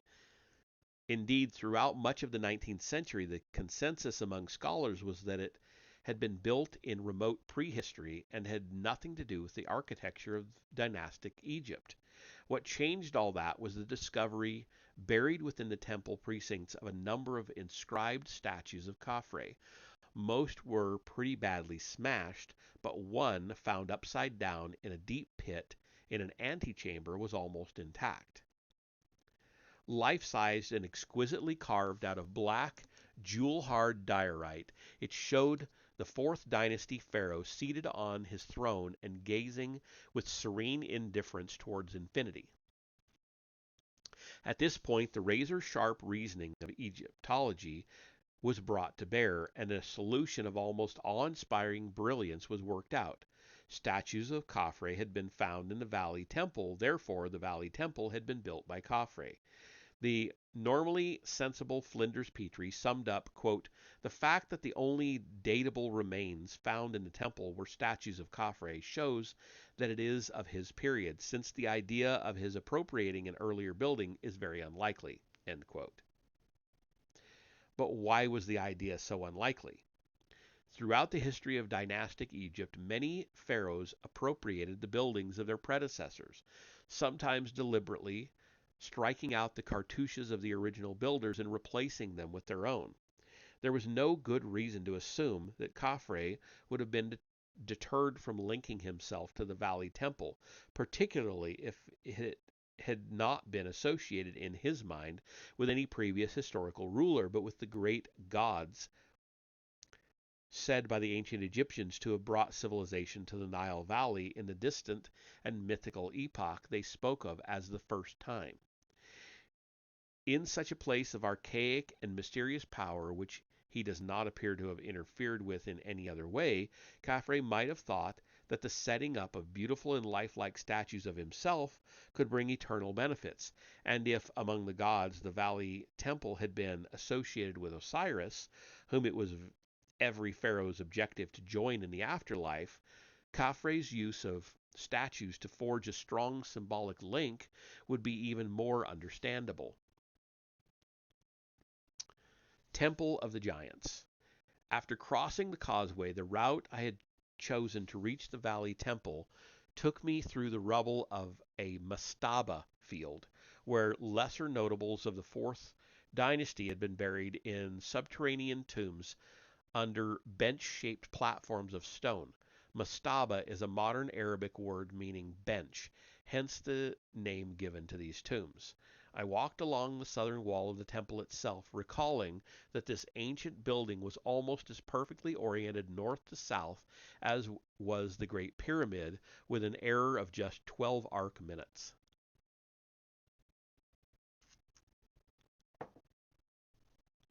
The temple was square in plan, 147 feet long along each side. It was built in to the slope of the plateau, which was higher in the west than in the east. In consequence, while its western wall stood only a little over 20 feet tall, its eastern wall exceeded 40 feet. Viewed from the south, the impression was of a wedge-shaped structure, squat and powerful, resting firmly on bedrock. A closer examination revealed that it incorporated several characteristics quite alien and inexplicable to the modern eye, which that must have seemed almost as alien and inexplicable to the ancient Egyptians. For a start, there was the stark absence, both inside and out, of inscriptions and other identifying marks. In this respect, as the reader will appreciate, the Valley Temple could be compared with a few of the other anonymous and frankly undatable monuments on the Giza Plateau, including the Great Pyramids, and also with a mysterious structure at Abydos known as Osirian, which we consider in detail in a later chapter, but otherwise bore no resemblance to the typical and well-known products of ancient Egyptian art and architecture, all copiously decorated, embellished, and inscribed.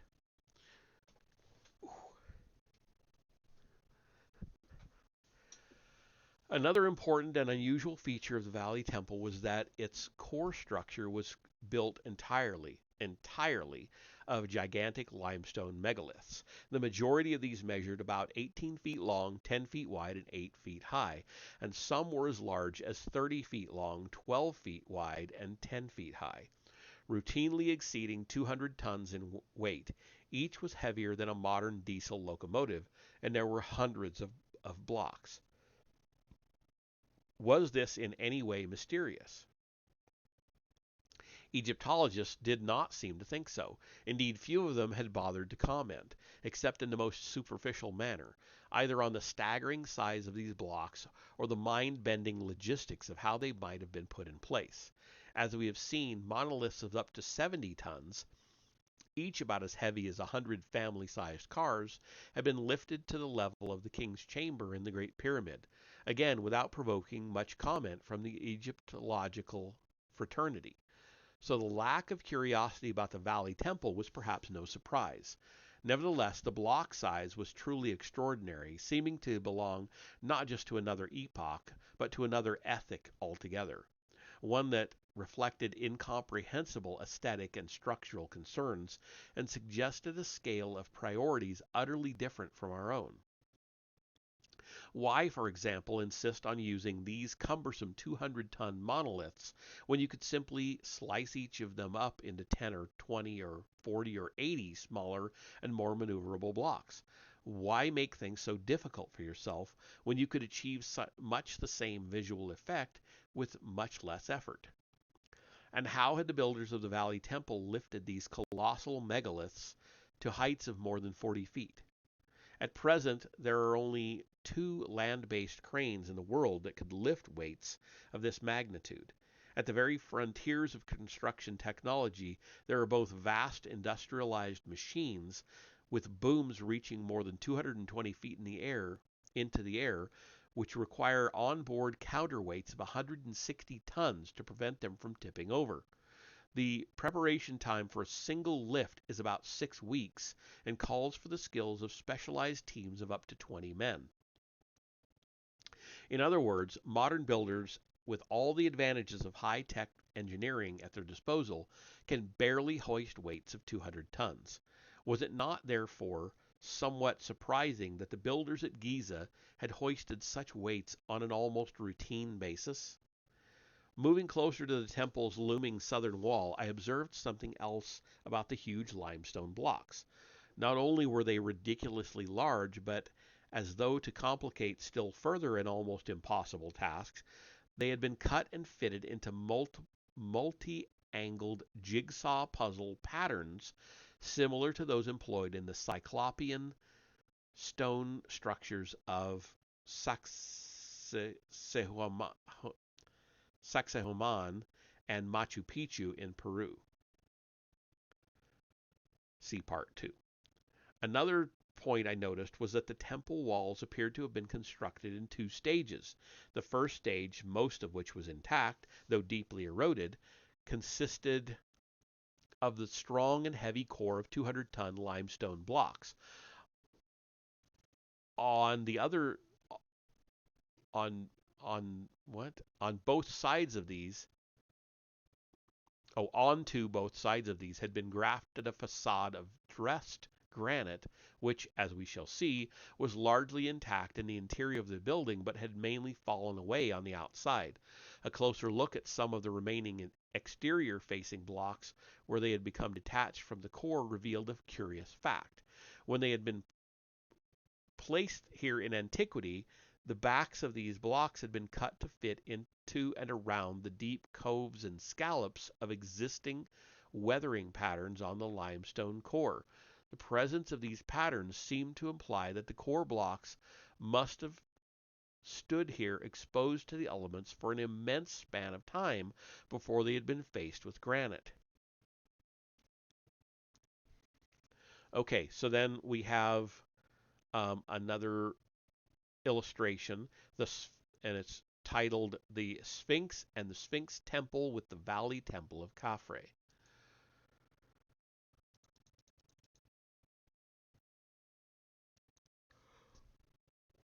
So here we have the Valley Temple he's been talking about, the Sphinx Temple, and the Sphinx itself.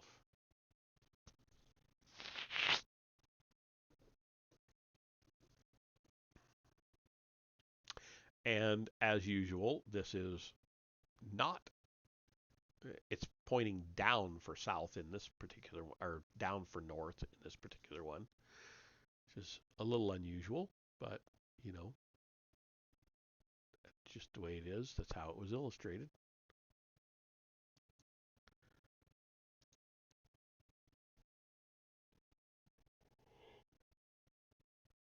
Excuse me.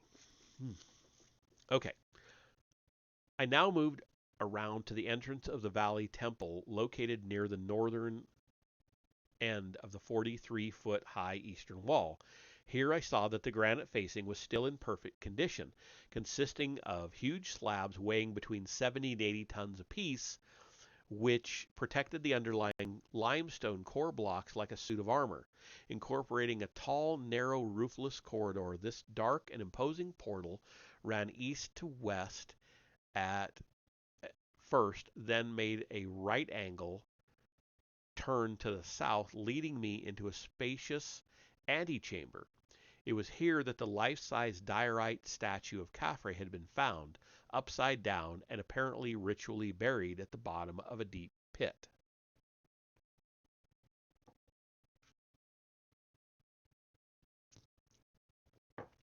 Lining the entire interior of the antechamber was a majestic jigsaw puzzle of smoothly polished granite-facing blocks, which continued through the whole building, exactly like the blocks on some of the bigger and more bizarre pre-Inca monuments in Peru. These incorporated multiple finely chiseled angles in the joints and presented a complex overall pattern. Of particular note was the way certain blocks wrapped around corners and were received by re-entering angles cut into other blocks. From the antechamber I passed through an elegant corridor which led west into the spacious T-shaped hall. I found myself standing at the head of the T, looking farther westwards along an imposing avenue of monolithic columns, reaching almost 15 feet in height and measuring 41 inches on each side. All these columns supported granite beams, which were again 41 inches square. A row of 6 further columns also supporting beams ran along the north-south axis of the T. The overall effect was of massive but refined simplicity. So I'm going to go back to the picture real quick. I want to show you what he's talking about. Although it's turned 180. So here he's talking about the T-shaped corridor and all of these separate columns in here. I hope you can see that up in this upper part of the picture.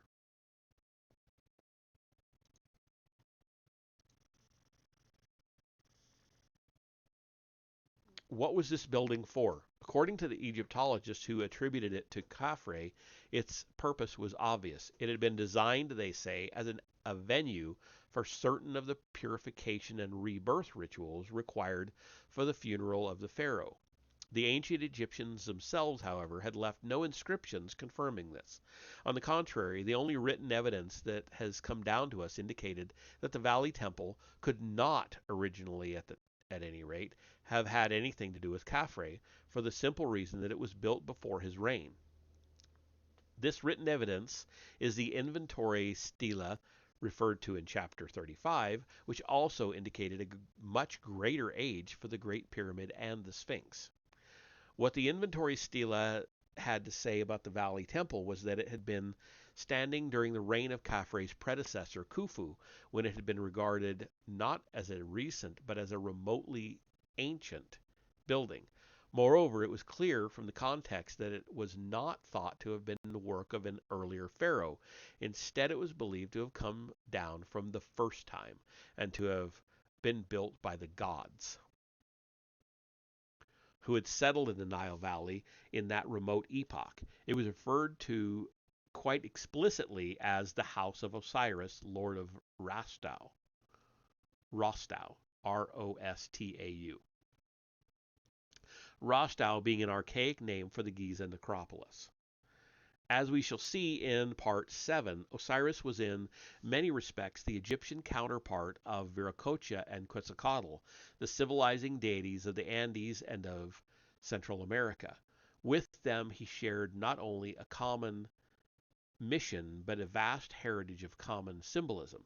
It seemed appropriate, therefore, that the house or sanctuary or temple of such a wise teacher and lawgiver should have been established at Giza within sight of the Great Pyramid and in the immediate vicinity of the Great Sphinx. Vastly, remotely, fabulously ancient.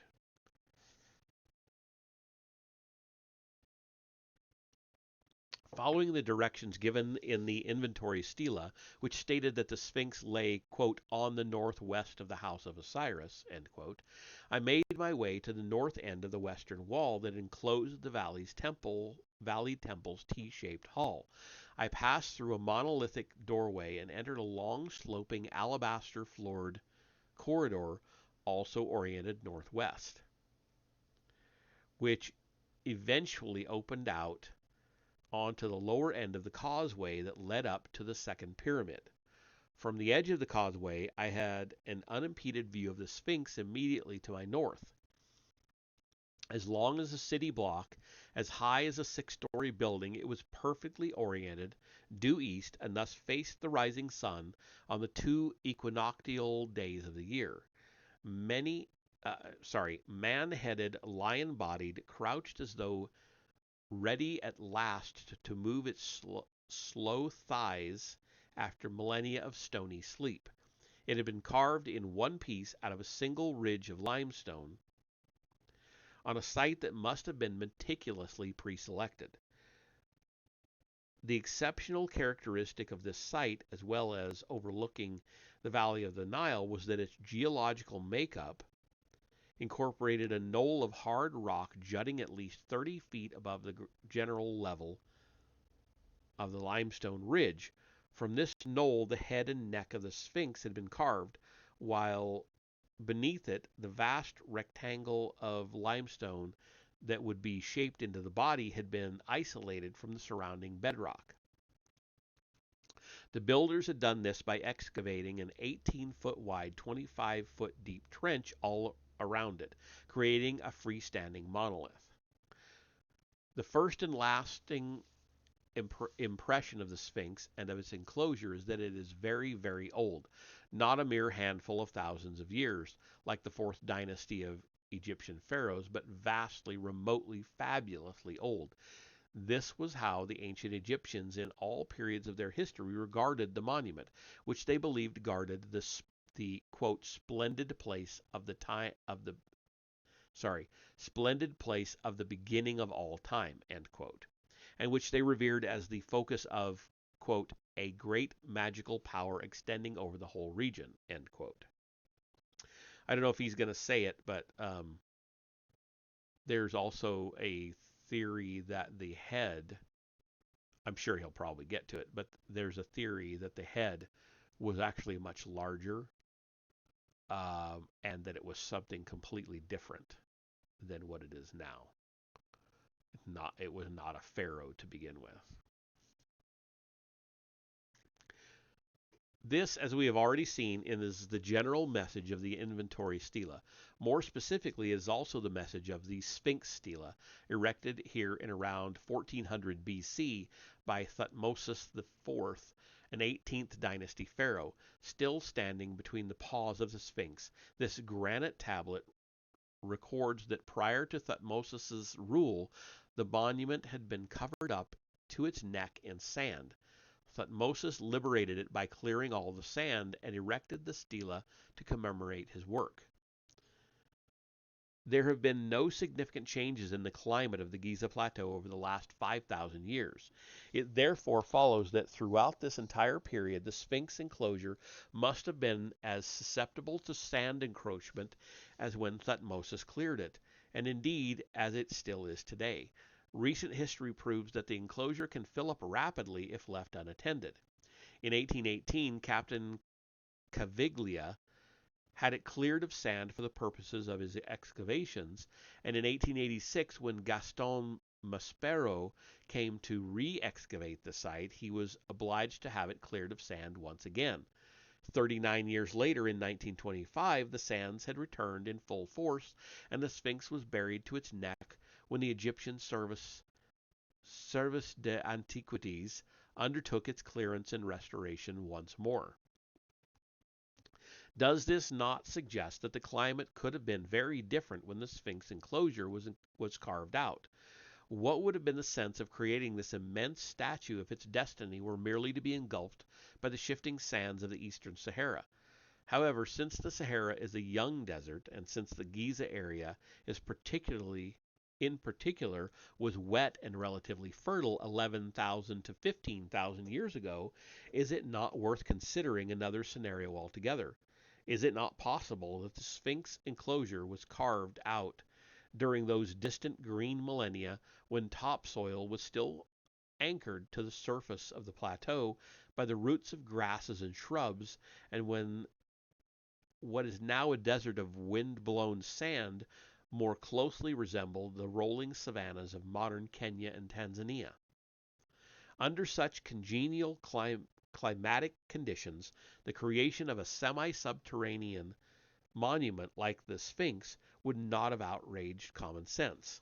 The builders would have had no reason to anticipate the slow desiccation and desertification of the plateau that would ultimately follow.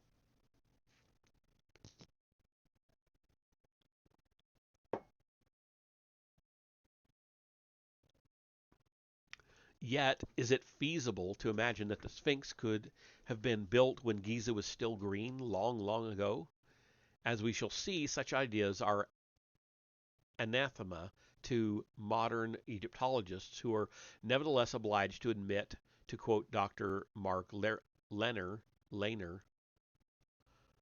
director of the Giza Mapping Project, that, quote, there is no direct way to date the Sphinx itself because the Sphinx is carved right out of natural rock, end quote.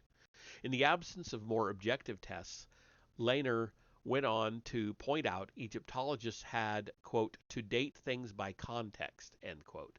And the context of the Sphinx, that is, the Giza necropolis, as well a well-known 4th dynasty site, made it obvious that the Sphinx belonged to the 4th dynasty as well.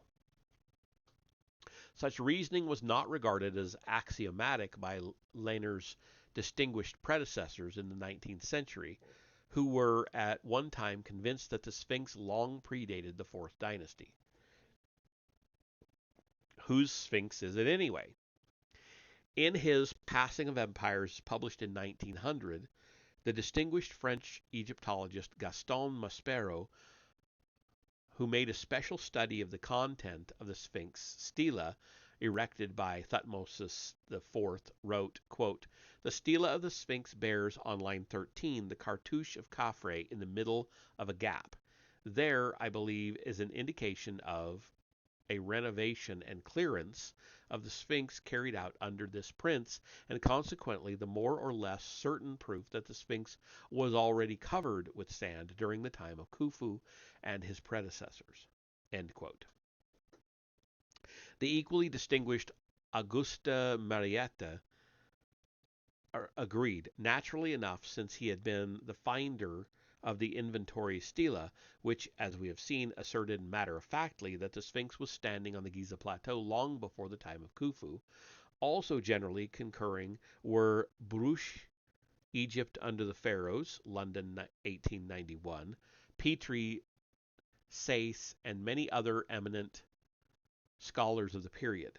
Travel writers such as John Ward affirmed that, quote, the Great Sphinx must be numberless years older even than the pyramids, end quote. And as late as 1904, Wallace Budge, the respected keeper of Egyptian antiquities at the British Museum, had no hesitation in making this unequivocal assertion. Quote, the oldest and finest human-headed lion statue is the famous Sphinx at Giza. This marvelous object was in existence in the days of Khafre, the builder of the second pyramid, and was most probably very old even at that early period. The Sphinx was thought to be connected in some way with foreigners or with a foreign religion which dated from pre-dynastic times, end quote. I'm going to have to look and see where that quote comes from. Is that out of the Golden Bough? And is it the full Golden Bough or is it the abridged?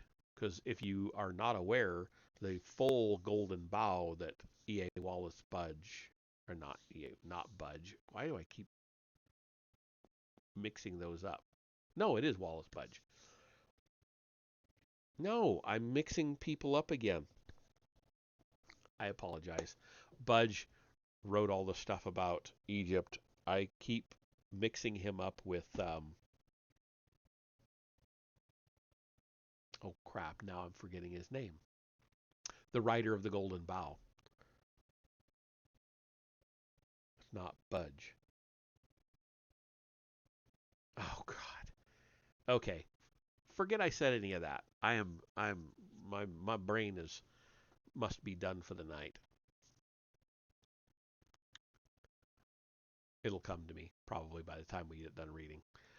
Between the beginning and the end of the 20th century, however, Egyptologists' views about the antiquity of the Sphinx changed dramatically. Today, there is not a single Orthodox Egyptologist who would even discuss, let alone consider seriously, the wild and irresponsible suggestion, once a commonplace, that the Sphinx might have been built thousands of years before Khafre's reign.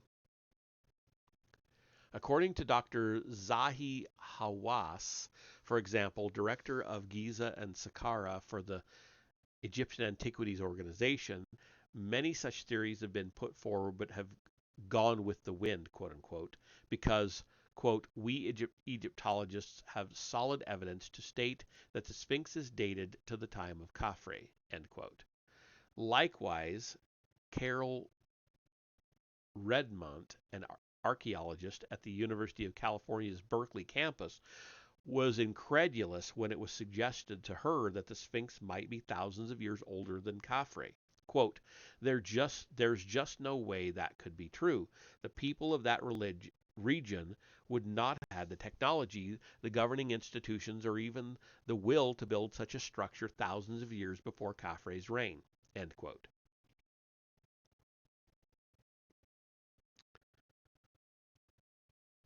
When I first started to research this issue, I had assumed, as Hawass appeared to claim, that some incontrovertible new evidence must have been found which had settled the identity of the monument's builder. This was not the case. Indeed, there are only three contextual reasons why the construction of the anonymous, inscribed and enigmatic Sphinx is now so confidently attributed to Khafre. 1. Because of the cartouche of Khafre on line 13 of the Sphinx stele erected by Thutmosis IV. Maspero gave a perfectly reasonable explanation for the presence of this cartouche. Thutmosis had been a restorer of the Sphinx and had paid due tribute to an earlier restoration of the monument, one undertaken during the Fourth Dynasty by Khafre. This explanation, which bears the obvious implication that the Sphinx must already have been old in Khafre's time, is rejected by modern Egyptologists. With their usual telepathic like-mindedness, they now agree that Thutmosis put the cartouche onto the stele to recognize that Khafre had been the original builder and not a mere restorer. Quote, since there had only ever been this single cartouche, and since the texts on either side of it were missing when the stele was excavated, is it not a little premature to come to such hard and fast conclusions? What sort of science is it that allows the mere presence of the cartouche of a 4th dynasty pharaoh on a stele erected by an 18th dynasty pharaoh to determine the entire identification of an otherwise anonymous monument? Besides, even that cartouche has now flaked off and cannot be examined. End quote. 2. Because the Valley Temple next door is also attributed to Khafre. That attribution, based on statues which may well have been intrusive, is shaky to say the least. It has nevertheless received the wholehearted endorsements of the Egyptologists who in the process decided to attribute the Sphinx to Khafre too, since the Sphinx and the Valley Temple are so obviously connected. 3. Because the face of the Sphinx is thought to resemble the intact statue of Khafre found in the pit in the Valley Temple. This, of course, is a matter of opinion. I have never seen the slightest resemblance between the two faces, nor, for that matter, had forensic artists from the New York Police Department, who had recently been brought in to do an identikit, comparison between the Sphinx and the statue, as we shall see in part 7. All in all, therefore, as I stood overlooking the Sphinx in the late afternoon of 16 March 1993, I considered that the jury was still very much out on the correct attribution of this monument, either to Khafre on the one hand or to the architects of an as yet unidentified high civilization of prehistoric antiquity on the other. No matter what the current flavor of the month or century happened to be with the Egyptologists, the fact was that both scenarios were plausible. What was needed, therefore, was some completely hard and unambiguous evidence which would settle the matter one way or the other. And that is the end of that chapter, chapter 39, and of part 6 of the book. That leads us into Lord of Eternity, Egypt 2 for next time. And I am still blanking on the author of the Golden Bough. So I'm going to look it up because it's going to bug me. Fraser, James George Fraser. I don't know why I was completely blanking on that. And I was mixing him up with Budge for some reason. I don't know. But anyway, what I had started to say was most people don't know that the Golden Bough has been abridged down to 1, sometimes 2, depending on how it was printed.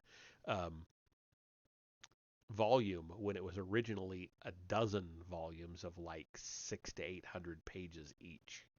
I have seen 2 of those in my life, and I would very much like to go through the entire thing someday. There were 2 of them at the university I went to that were complete sets. I don't know if anybody has digitized those yet. I'm hoping to find them eventually if they have been digitized. If you know of them, let me know. But, all right, that is that for tonight. Let's call it a session, and we'll come back tomorrow night for some.